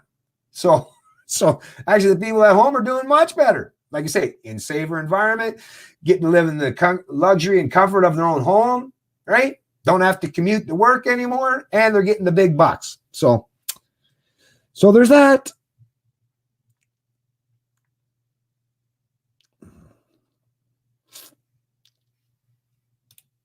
Conservatives shot themselves in the foot multiple times and people still praise them. Libka. Yeah, I don't know why. If anyone that trusts any of the establishment parties in this country, it's like, yeah, they've got not just political bias, but they've got invested interest in keeping the status quo maintained. That's just, at the end of the day, like I say, just recognize and acknowledge that anyone that supports the status quo and the establishment, I mean, it's because the status quo and the establishment works for them, right? It benefits them. So they're the benefactors of big government and this massive, rampant forced wealth and income redistributive model. So, like I say, there are lots and lots of Canadians that definitely fit that bill. At least 4.1 million of them that I know for certain. Oh no, is my connection crapping out? Let me open up on the old YouTube here and see how she's looking. Actually, while I do open this up, let me see if I can turn on the monetization now. I don't know why I could turn it on before. Is it once you start streaming, I can't? Let me see. Gotta make sure I mute this. Okay, it is. It's looking okay now. So yeah, maybe that was a little while ago. Must have been a little while ago, because it's looking half decent now. That's actually not looking too bad, to be honest with you. All right, let me get in there. Sorry, folks. Just give me another minute because I'm going to check and see if I can't turn this monetization on. If not, I'll just go back to wait and do it after it's all said and done. Yeah, it's still not on. Turn it on. Done. Nope. Automatically turned it right back off. Okay, so I guess I can't. Okay. Have to try to find out what the reason is for that. Am I being, I don't know, kind of makes me wonder. Am I being punished? Am I being punished? Did I do something wrong? Did I say the wrong thing? Oh, God, I'm so sick. Like, really, though? I'm surprised people like being treated like children. I hate being treated like a fucking child as a full-grown adult. It's like, really, though? You want to treat me like a child, do you? You really, really do, huh?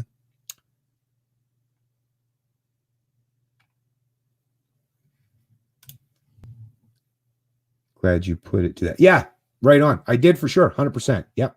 Thanks. Thank you very much. Okay, so I see there's some debates going on here in the old chat. I'm just going to keep on going down then there, folks. See what else is going on.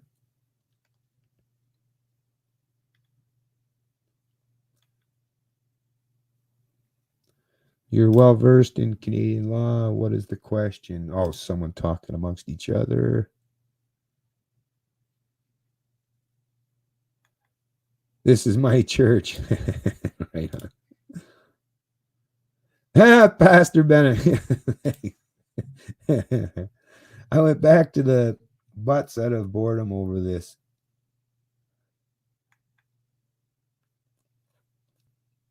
Oh, sorry for boring you.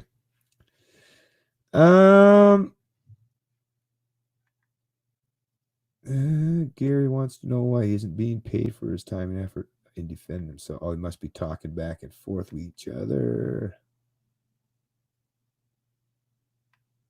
Okay, what's this here? Let's all declare our houses as church so we don't have to pay tax. Yeah, right. Exactly. No, no atheists in foxholes. Yeah, good one, Howard G. Yeah. Please save me, Lord. All right. Everyone turns quite religious at that point in time, huh?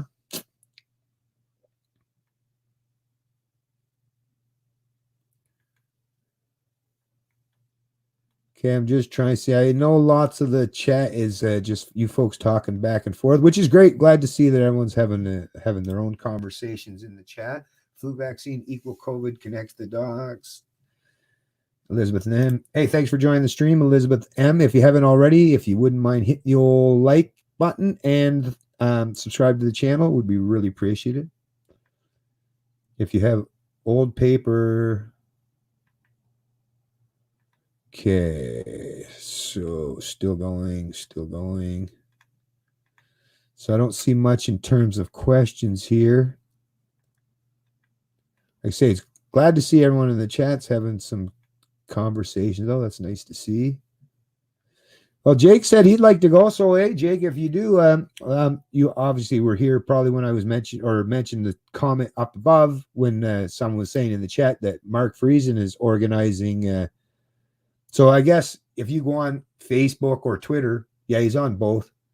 For sure, Facebook, Mark Friesen. Just type in and look for him there. See where they're setting up that event. And, well, apparently it's in Ottawa, but at least find out the when, the where, right? All that stuff. Yeah, me too. Me too, Gary. I'll take anyone on. I love having a good, vigorous discussion or debate.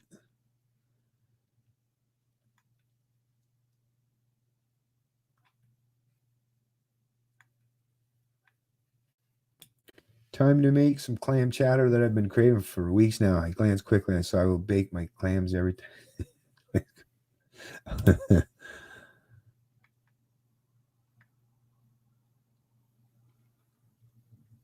People, okay, what's this? People can protest with signs on front lawns, trees, cars, shop windows. Oh, actually, I seen that earlier. All right. Yeah, exactly. Sheeran Rempel. That bunch of fakers, man. Like anyone that has any faith in these people are just, yeah, really though? Really though? Yeah, I know, right? Well, I mean, well, Gary, you might already know anyways. What I found mostly, but like I say,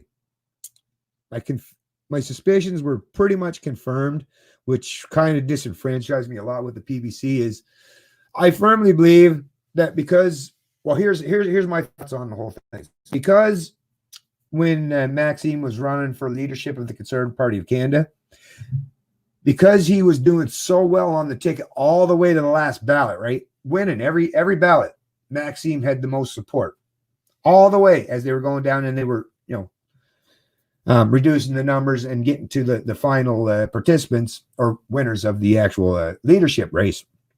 And then it was just a little bit, and I guess it was that dairy cartel, the supply management dipshits or those who were aligned with that stuff in the Conservative Party that put Scheer over the edge and gave him the nomination to be the leadership for the Conservative Party of Canada.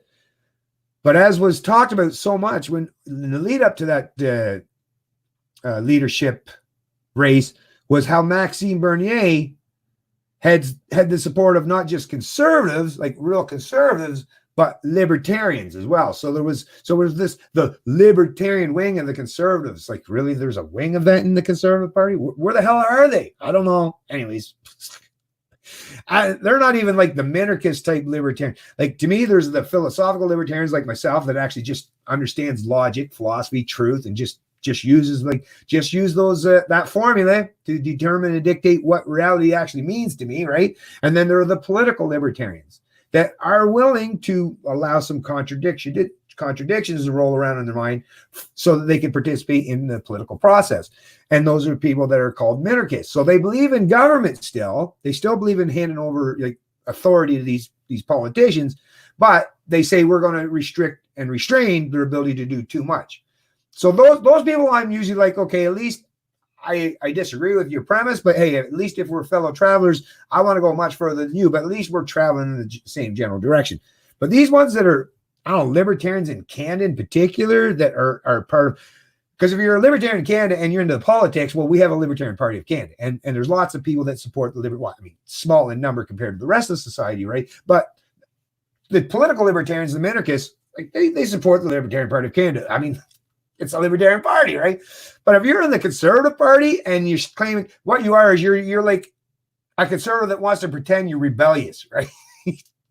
You're like the little rebellious conservative that says, "Oh, I care more about liberty than all you other statists," but you're still a big time statist, right? So yeah, I don't trust any of these people. But what I noticed is Maxime knew that he couldn't win if he just got the conservative vote, because well, the conservative vote will probably go to the conservative insider, the conservative hack, the conservative establishment. So he had to reach out and appeal to libertarians. That was what he was thinking was, oh, if I can get the libertarians, and then maybe some of those people identify as classical liberal, which kind of very closely aligned to minarchist libertarians. A classical liberal and a minarchist libertarian, very close. They would agree on a tremendous amount of things. And like I said, maybe some of those really, really, really staunch conservatives that maybe were supporting them because of the anti-immigration thing or the reduced immigration file, right? But the libertarian thing, like I say, it seemed to me, and why I know I was given some, I don't know, like not like they really reached out to me much, but everyone seemed to want me to interview them for some reason. Like I had so many of the candidates and so many of the people in the PBC that wanted me to interview all these candidates. Like, what the hell? I thought it was just because we were all like caring about liberty. But in reality, now that I realize it's all unfolded, I've had time, hindsight being 2020 and all, now they just wanted, because if you look out on the Canadian landscape in terms of libertarians, like who's the most popular one in Canada? Me. So it's like, well, let's use Bennett. And maybe all the people that Bennett supports Bennett, the thousands of people or the tens of thousands, because like there's only so many that subscribe, but there's tens of thousands that sit on the sidelines, watch my videos from time to time, or they used to anyways, like I say. But I think I was just used to try to get the libertarians to vote for the PBC. Well, fool me once, shame on me. Definitely not going to pull that off again. So Maxime, he's a politician, right? And I mean, is he better? Does he say things that are much, much better than most of the others or those in the establishment parties? Yeah, but he's not part of the establishment now. He's on the fringe. He's on the outsider. So he has to act. He has to actually act like one, right? And come across as being an outsider. But in reality, he was an insider. He was part of the Conservative Party. And anyways, I'm not going to make this a tirade or anything against Maxime per se. I don't hate on the man at all. I just recognize he's a politician at the end of the day.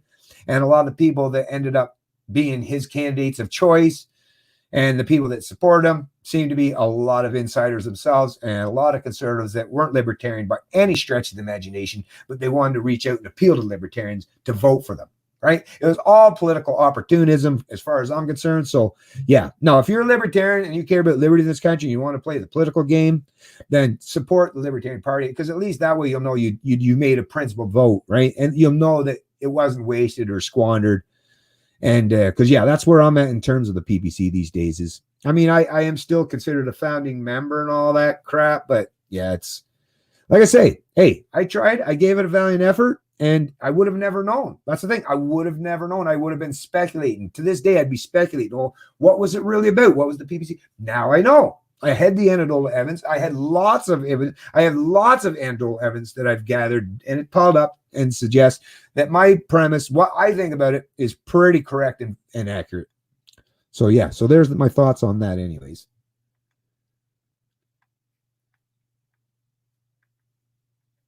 At least he says the right thing from time to time. I will say that at least he says the right thing, and he does push back against the status quo and the establishment because he wants to challenge them, right? So there's that at the very least. There's that at the very least. Yeah, it's the best time to be over 65. Nothing really changes. It's still the same. We'll figure out how many didn't die from things outside of their home the last month because of lockdown. Yeah. Oh, yeah, for sure. It's all in the way you cook. Yeah, that reminds me. Yeah, me and the wife got a bunch of veggies seeded already, and now we're just going to wait, till they grow and get everything set up so that we can transplant them into their permanent location in the old garden. Because yeah, we're definitely going to do even more this year than normal in terms of becoming more self-reliant, self-sufficient, right? Because like I say, if it gets to the point where there's not much we can do, well, I can try my best to exit from the system as much as humanly possible so that, right, like I say, limit.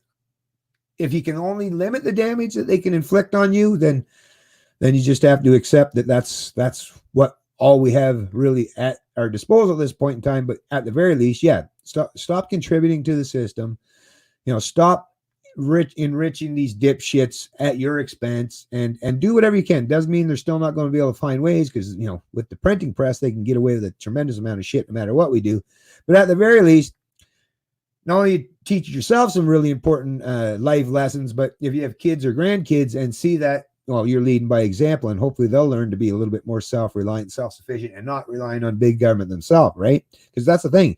The future matters too. It's not just about us that are alive today, but our kids and our grandkids and what kind of a world we leave to them. And I want to leave the kind of world where they have the best chance possible, right?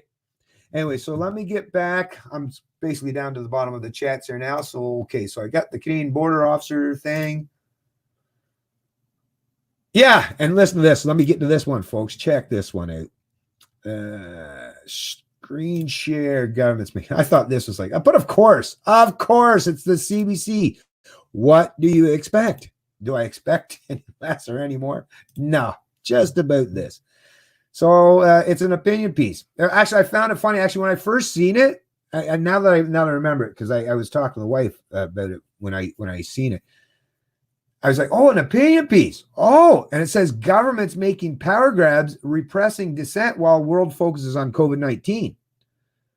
How far will the erosion of rights and freedoms be permitted to go in these strange new times? And I was like, oh, I said, I can't believe it. I was like, well, maybe they realize they have to at least allow one submitted opinion piece to the CBC that's not all cheerleading government intervention in the economy and government, like the constant cheerleading of Trudeau and all these provincial governments saying, oh, it's so great that they're destroying people's liberties. Yay. Hey, good for them for, flattening the curve or, all the bullshit. Like the media is literally, most of the people in the media seem to be praising, right, the destruction or the squashing of our personal liberties and our individual rights, right?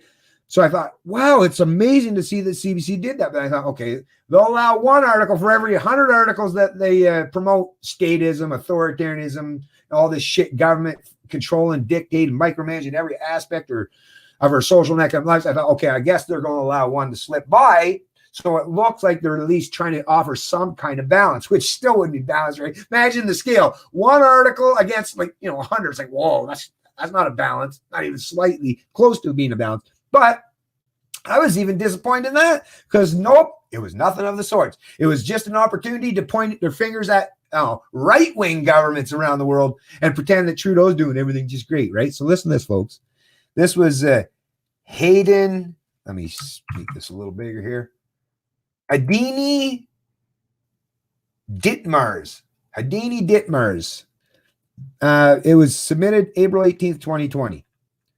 This column is an opinion by Hadini Ditmars, the author of Dancing in the No-Fly Zone, A Woman's Journey Through Iraq, a former editor at New Internationalist and past contributor to CBC's Dispatches. She has been reporting from the Middle East for more than 2 decades for more information. So anyway, so listen to this. So like I say, as governments around the world use the COVID-19 crisis as an excuse to crack down on human rights and civil liberties, a statement condemning state repression issued recently by Canadian Foreign Affairs Minister Francois-Philippe Champagne and Karina Gould right? The one that wants to use create up our own ministry of truth, right? Big time authoritarian, big time leftist, big time collectivist, right? But both of them, I would suggest actually, Minister of International Development is a welcome one, right?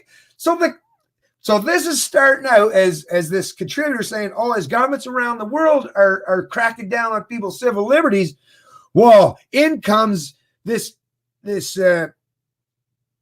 statement issued by the Canadian Foreign Affairs Minister Francois Champagne and Queen of Gold against it. But meanwhile, they're doing the exact same thing in this country. They're destroying Canadians' freedoms and liberties at the federal level. Well, I guess what it is, oh, no, they're allowing the provinces, right? But they're still, like I say, Trudeau's still doing lots of shit to crack down.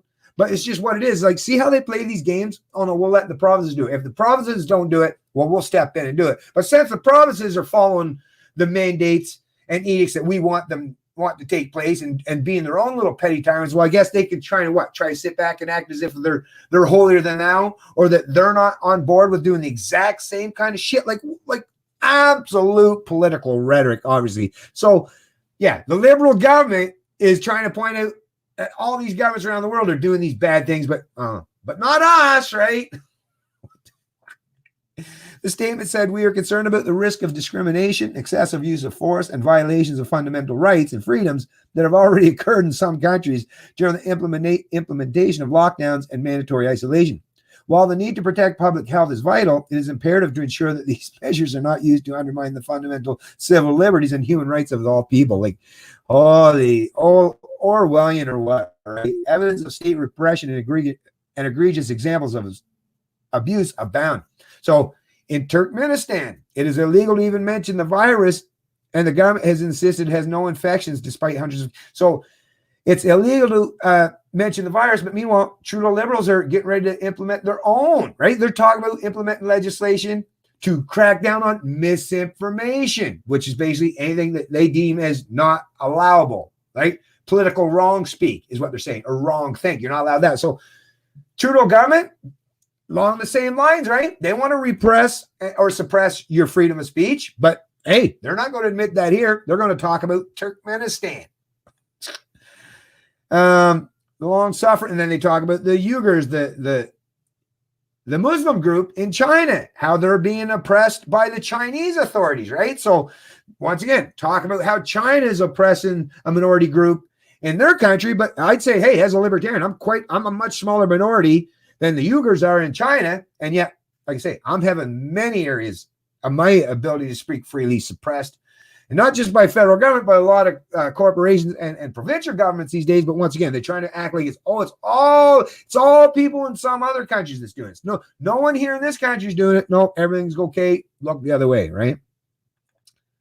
Then you got Jerusalem Affairs Minister was arrested by Israeli police. So, on behalf of, the whole left-right thing, right? Oh, Palestinians. So how they play that politics, in case you folks don't realize, is if you're a right-winger, you support Israel. If you're a left-winger, you support Palestinians. And that's how they play that political game. Where it's like there's once again, no room for nuance, no room for, well, maybe both of them do bad things, right? Maybe they're both right in some area, in some regard. None of that. Like, it's just playing that political game. So, and obviously a lot of these leftists definitely hate on the Jewish people or Israel, right? I've heard that from a lot of those people, right? That because they're the people that control all the money and how the kind of rhetoric you hear. Well, even some of those far right people talk about that kind of crap all the time, right? So, but basically you're talking about, so you're saying they're trying to allude to what? Oh, right-wing Israel. Then what's the next one they're going down here? And then you got Hungarian Prime Minister Viktor Orban, right? So once again, he'd be someone they'd call a right-winger. And they're talking about how, he's cracking down of having an independent press. Meanwhile, like I say, in Canada, like, where's the independent press? They're all being bought off by the $600 million, the federal Liberals handed out to them, right? Against all of none of us gave them permission to do that. Not one of us, or not anyone I know. So completely illegitimate, illegal, more theft, more rampant wealth and income redistribution. And yes, independent independent press is being massively squashed and quelled at this particular time in this country. But once again, they're going to talk about it as if it's, only Viktor Orban in Hungary because, he's a right winger. So once again, it's all just political rhetoric. Anyways, folks, as you can see, it just goes on to talk about a bunch of stuff. But basically, it's a bunch of rhetoric. And the way this whole thing starts to unfold is they're talking about more or less right-wing government's bad. But don't worry, your left-wing government, no, they only got your best interests at heart. No, they're never going to do anything authoritarian, right? Like I say, it's so political. And the fact that I was foolish or naive enough to think that the CBC was actually going to allow, an opinion piece to be submitted that actually did, push back against the kind of authoritarian tendencies and overreach of government that's happening in our country currently. No, once again, sadly disappointed. And I don't know why I was expecting any more, but it is what it is. Anyways, let's see what else is going on in the chat. I got a couple more things to cover, and then I'm going to tie it up, folks. Sorry, but like I say, I'm trying to get all this stuff. Okay, so I'm just seeing. So then there's this one here, which basically is aligned with that whole article, right?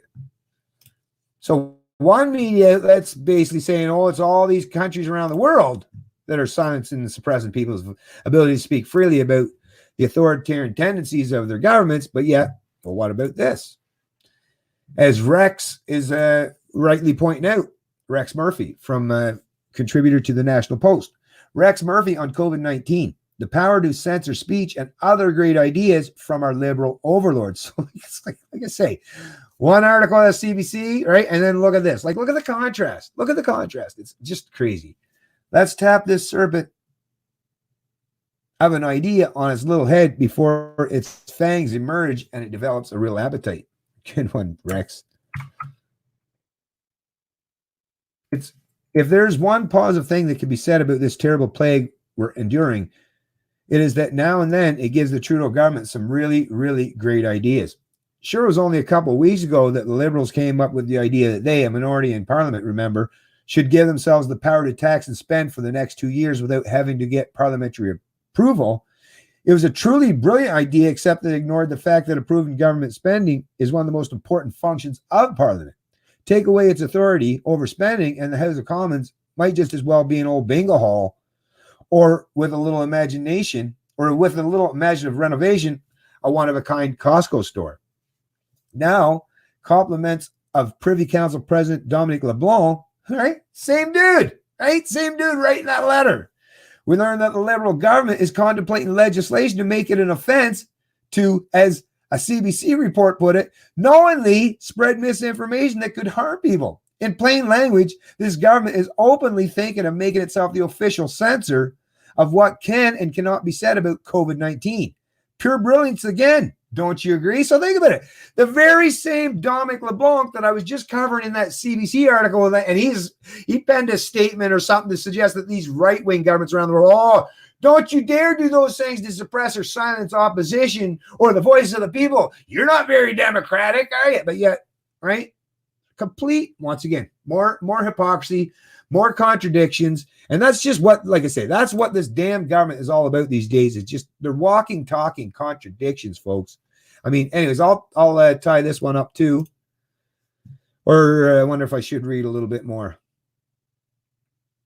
Nah. I mean, Rex is a pretty good dude, and he's very articulate in his writing, but his writings are definitely quite long. But anyways, like I say, you can definitely check out and read the rest of this because I'll post it in the description of the stream as well. But like I say, more contradictions, and it's all, like I say, beautiful thing about it is at the very least, this is all being captured, recorded, and put on public record, or at least the record that like I say, public record for sure in terms of archiving some of these media articles, but also because I keep a redundant backup of this, a copy of it, not just on my drive, but on backup drives as well. So that, in case something happens at some point in time where we don't have this information or privy to it, well, I already have it backed up, archived. And even if that was lost, the video alone has it all built. That's why, like I say, and I've told this before, that's why when I'm doing the articles, I embed them and show them right on the screen. So they're right there for, once again, even more proof. It's what I do, folks. It's what I do. But yeah, listen to this one. Let me get this last one here. I was actually going to save this, or actually, no, let me do this one. So 2 more, I guess. This one is actually goes along with that other one. So let me put them both together. This one, as you can see, is out of the post-millennial. CBC is pamphleteering for the Trudeau government during the coronavirus pandemic. Yeah, no shit, Sherlock. I 100% agree with you there. Anna Slats from Montreal, Quebec. This was reported 16th of April, 2020.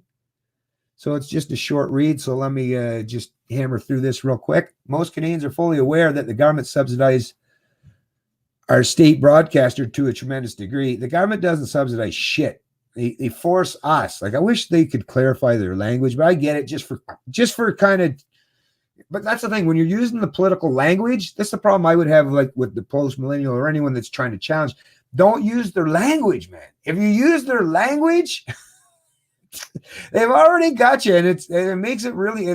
That's why you find yourself having to twist yourself into like pretzel-like shapes to try to cover these stories and come across like more clarities, because you're using their language or the language how they've set it up. Like I say, we're all adults here. Speak with clear and concise language. So how I would say is Canadians are fully aware that the government forces the tax serfs in this country to subsidize not our, like, stop using this fucking goddamn collective bullshit. Like, it's not ours, man. I don't own it. It's like, anyways, I don't get anything back out of it. It's not like if I had an investment on the stock market where I'm getting dividends back. I don't get, anyways, to a tremendous degree. But the COVID-19 situation has seemingly brought out the worst in CBC's tendency to cozy up to the Liberal government. In a new analysis column, CBC News correspondent Aaron Wary, which is another one of those pollster guys, I believe, or whatever, states that the pandemic has given Canadians warm feelings about the government and asks, can it last? The pandemic has given only people that were already there, right? Or people that were what? Ignorant to anything, and they just, look, they don't know anything about government. They don't pay attention to government unless something happens. Like, that's all that Aaron Weary would basically be talking about, because as we know, how many Canadians, how many times have we seen countless polls? That's the thing. Not that I trust polls, but there's been plenty of polls in the past, and this Aaron Weary would obviously have to know this, right? Because he's all into the polling. How many times did you forget, Aaron, that all those polls that said, like, Canadians are disenfranchised with the political class, with the politicians, with the media pundits, and yes, and I mean that's been reported on multitudes of times, right? But yet, once again, political rhetoric trying to suggest that because of the pandemic outbreak, now Canadians are like, "Oh, me love me some government now." Really, like, holy Jesus H. Anyways, got to try to keep that's the other thing. I got to keep my language down to a minimum too. So many restrictions. Warm feeling about the government and ask, can it last? I propose a counter question to Mr. Weary. How can the government be giving people any feelings? Is public perception not generally associated with how their performance is being covered by the media? That's the best thing said right there. Like that, and that's right there. That's all you really had to say. You could have almost got rid of the rest of the stuff you put in this article, because that right there is like, yeah. I propose a counter question to Mr. Weary. How can the government, I don't know why that's showing up in blue. That's weird, huh? How can the government be giving people any feelings? Is public perception not generally associated with how their performance is being covered by? So if the media is covering it as being done with positive coverage, saying, "Oh, Trudeau's doing a good job. It seems like they're doing a pretty good job." Yes, that, because like I say, how many Canadians actually get their information from, like, does Trudeau give everyone a private, like, chat, or all the premiers are giving people a private chat or opinion in regard? No, they're getting it through the news media. They're getting it from sites like the CBC and the media outlets in this country. So exactly how it's being pointed out here is the Canadian perception. If the people that are, like I say, fence sitters, or people are just ignorant in terms of what government is, the sheeple, the typical sheeple, the silent majority of the people that just don't get actively involved in pretty much anything unless it's like, oh, something's happened that I'm supposed to know about. The people that just come out of the woodwork at that particular junction, they're maybe showing some faith in government. And once again, the only reason why that could possibly be the case is because media is giving them that perception, right? Media is the one that's leading them down that trail. So media is the one that obviously, and why? Geez, obviously the media in this country want to kiss up to the federal liberals. I guess that's to thank them for that $600 million bailout, right? All forced and thrust on us. So yeah, I agree. That's anyways. CBC's coverage of the Trudeau administration's COVID-19 response has been nothing short of lauding. Like seals clapping for fish. Positive and neutral stories have been churned out on an hourly basis, while critical coverage is almost impossible to find. Yeah, unless you watch my videos and streams, then you will get it. Or like I say, some contributors, and you've seen. Like think about all the articles I've shared in all these streams. National Post and Financial Post. That's basically Post media. There's some contributors there, such as Rex Murphy, like I say, John Robson, Terrence Corcoran.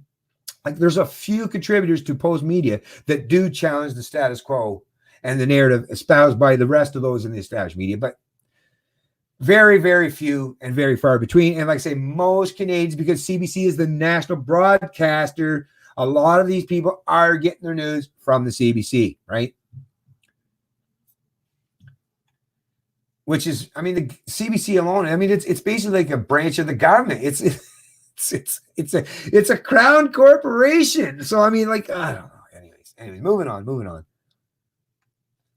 Headlines like pretty good for government. Heap praise on the Liberals for the sloppy rolled out CERB while burying the thousands of vulnerable Canadians who have been screaming their frustration on social media under hashtags like CERB won't help me.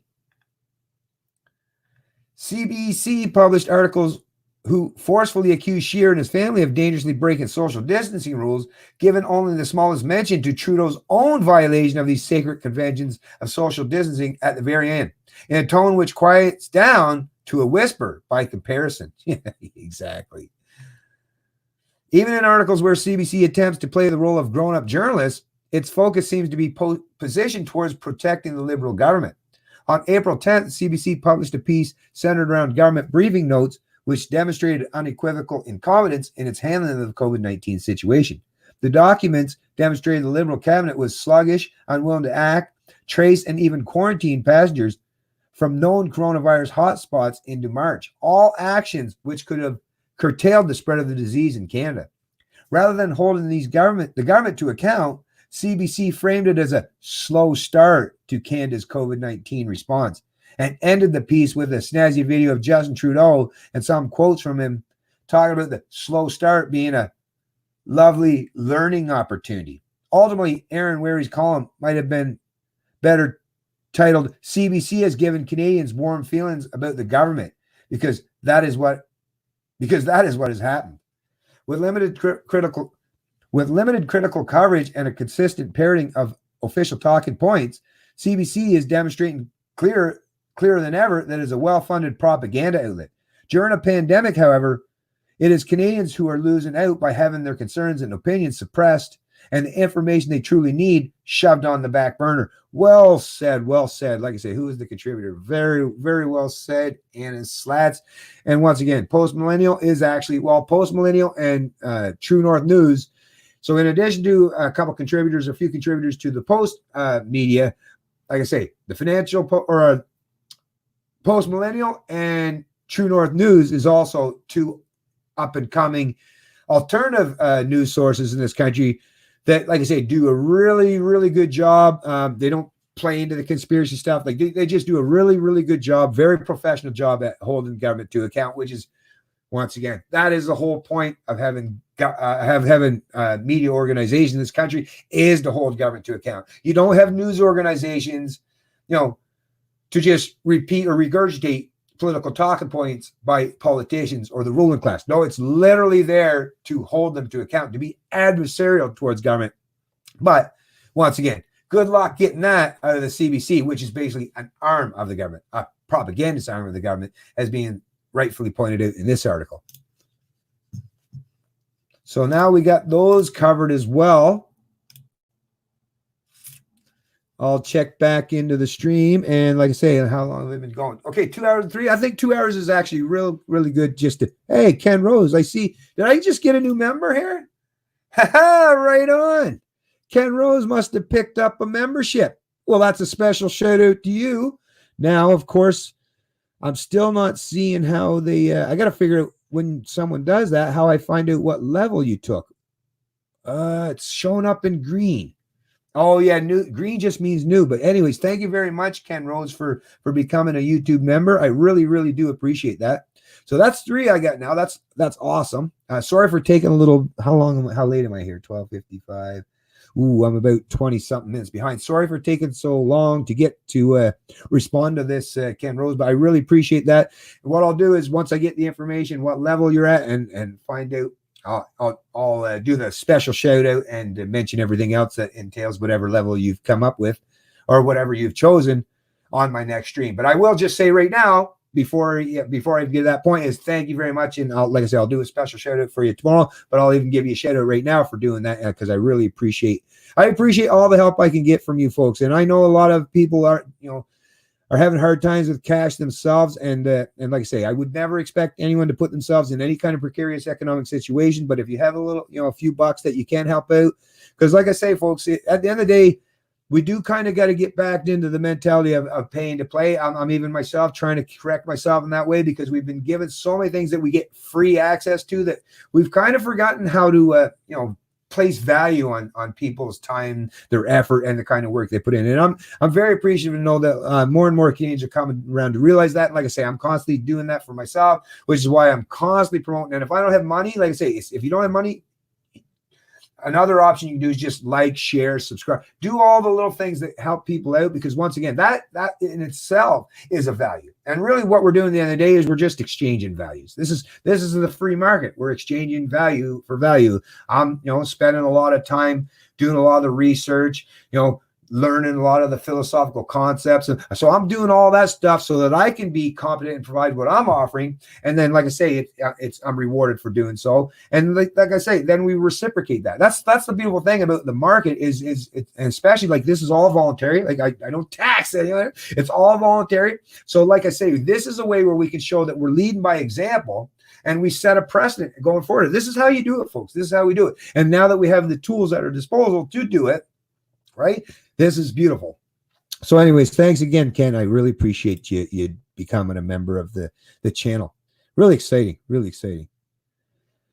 So yeah, someone else was talking about Mark. So yeah, don't forget about that Mark Friesen if they are going to be heading down to Ottawa. You definitely want to, if there's anyone that's interested in doing that, because, you don't want those guys to show up and not have many people there.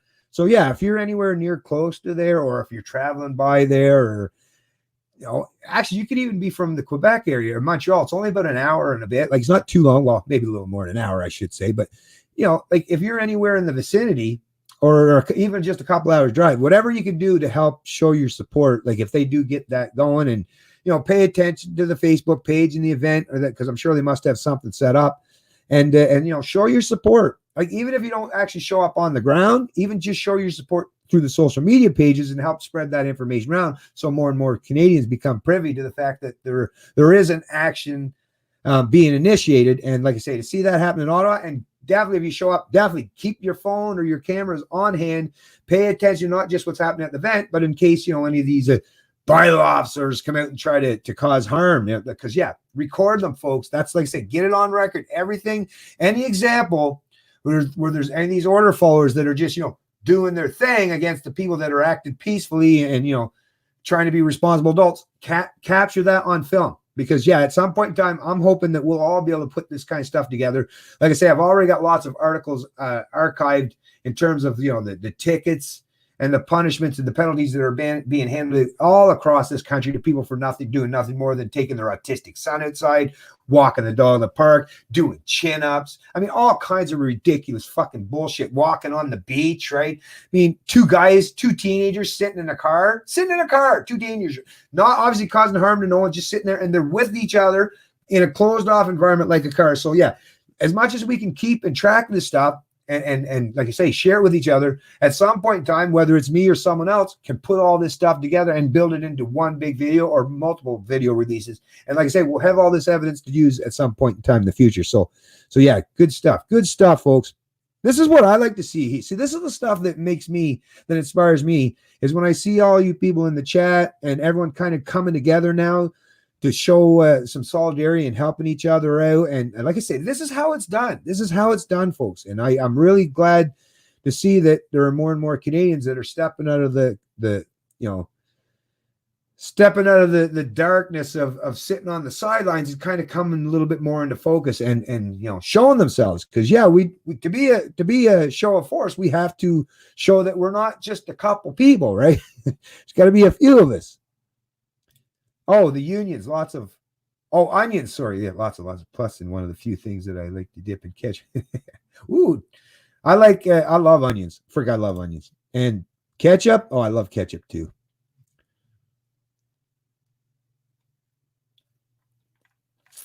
Okay, let me scroll down to the bottom here. Gas be $2 a liter this time. Yeah, you never know, right? Well, it depends on what happens with the economy, because they won't be able to do that if they can't get the economy restarted. You guys are still arguing back. That's the thing. We don't know. We might go through a prolonged, protracted period of stagflation. It's a thing you can't pretend to or suggest to know right now, because the inflation because they have so much ability this particular time to hide a lot of inflation or to move that inflation around and manipulate fudge numbers or strip out core measurements and all.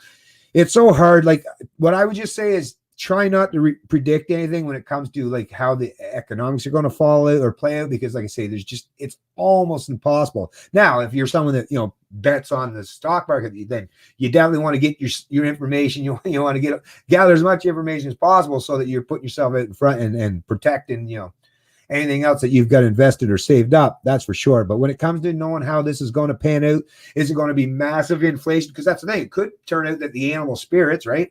If there actually is genuine economic activity and it does go back in, and because there's all this pent up demand, you could, like, there is a scenario that paints, or there is a scenario that suggests that you could have, massive increase in growth where we're at in the 3, 4, 5% growth range once again, where the economy looks like it's on fire and everybody kind of like forgets about all the bullshit and just goes back to being mindless sheep, because that tends to happen, right? But it could be the fact that there's just no way for the younger people who have no money, or the people that are disenfranchised and aren't part of the system. Like, how do you stimulate the economy? The couple $1,000 like the government's handing out for a few months, that'll do that. That'll do that for that short time frame. But if that all goes away, and the only thing that people that are still have money to spend at the end of the day are the ones that are part of the connected class, well, once again, you'll still see that growth. The growth trajectory will stay on the same trajectory it is now. It's just it'll be a blip in the middle where the growth will be that top 1% or 0.01% are the ones that get are part and parcel of the ruling class or these major corporations, where they go back into fast growth, but then the rest of the economy still just trickles along or is stagnant and growing not at all, or actually in decline. Because that's another thing. There's some segments of the economy that have been in massive decline, such as the oil and gas sector, that could stay that way for quite a long time, even after, let's say, the coronavirus thing kind of goes away or goes to the wayside. So I would just say, like I say, it's too hard to pretend to know how the economics are going to play out, I say, because all the things that we used to be able to gauge and measure, they've all been manipulated to the point where it's almost impossible to do so, right? Okay, so let's see what else is going on here. And then I'm probably, like I said, I'm probably going to tie this up fairly quickly.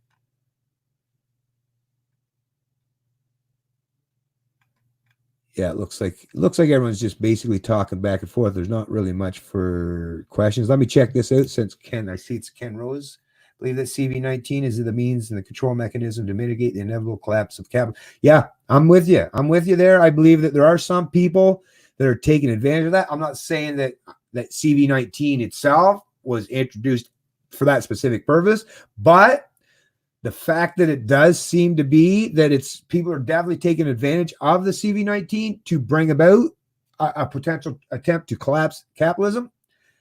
I definitely believe there are definitely opportunists like socialists, communists, authoritarian collectivists that are definitely taking advantage of this opportunity to try to implement that kind of regime. I mean, look at how many times there's still CBC, another article, I'll deal with this in the next stream, where they're massively promoting what they call a guaranteed income, right? So that's just socialism by another word, where we all work for government. We all get our government paycheck, right? So, and once government controls your, whether it's the means of production or your means of surviving, right? That's even more detrimental than the means of production. Once the government controls your means of survival and your income, well, that's the kind of control, like I say, that's not just dystopian, but the kind of shit that all those hellholes or those dystopian societies from many times in the past that we've seen that have failed, or even places such as Venezuela. Like I say, that's pretty devastating stuff, and we definitely don't want that to take place. So we got to do our best to fight against this. But anyways, I see, is there another member? Oh no, that's Ken. Okay, it finally popped up at the top.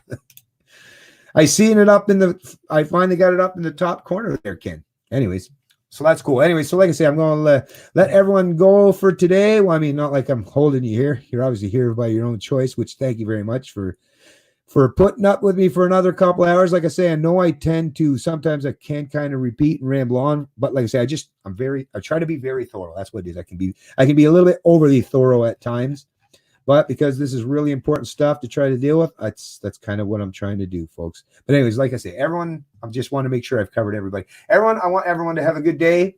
Oh yeah, today's Sunday. So yeah, enjoy the rest of the day, folks. Yeah, I forgot about this. For some reason, I was thinking that today was Monday, but yeah, enjoy the rest of the day. Monday's another day.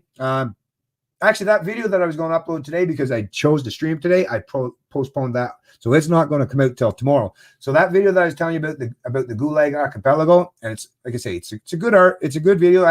It's actually one of the video. I haven't uploaded a video. I've been streaming for the last few weeks because of this COVID-19 thing. So I haven't actually uploaded a video, just a regular video, on my channel in quite a while. So if you wouldn't mind, folks, when that gets uploaded, if you do check that out, it won't be too long. It won't take up too much of your time. Definitely not nearly as much time as these streams do. But check that out, and like I say, make sure you like it and share it with other people, because it's a really good one. I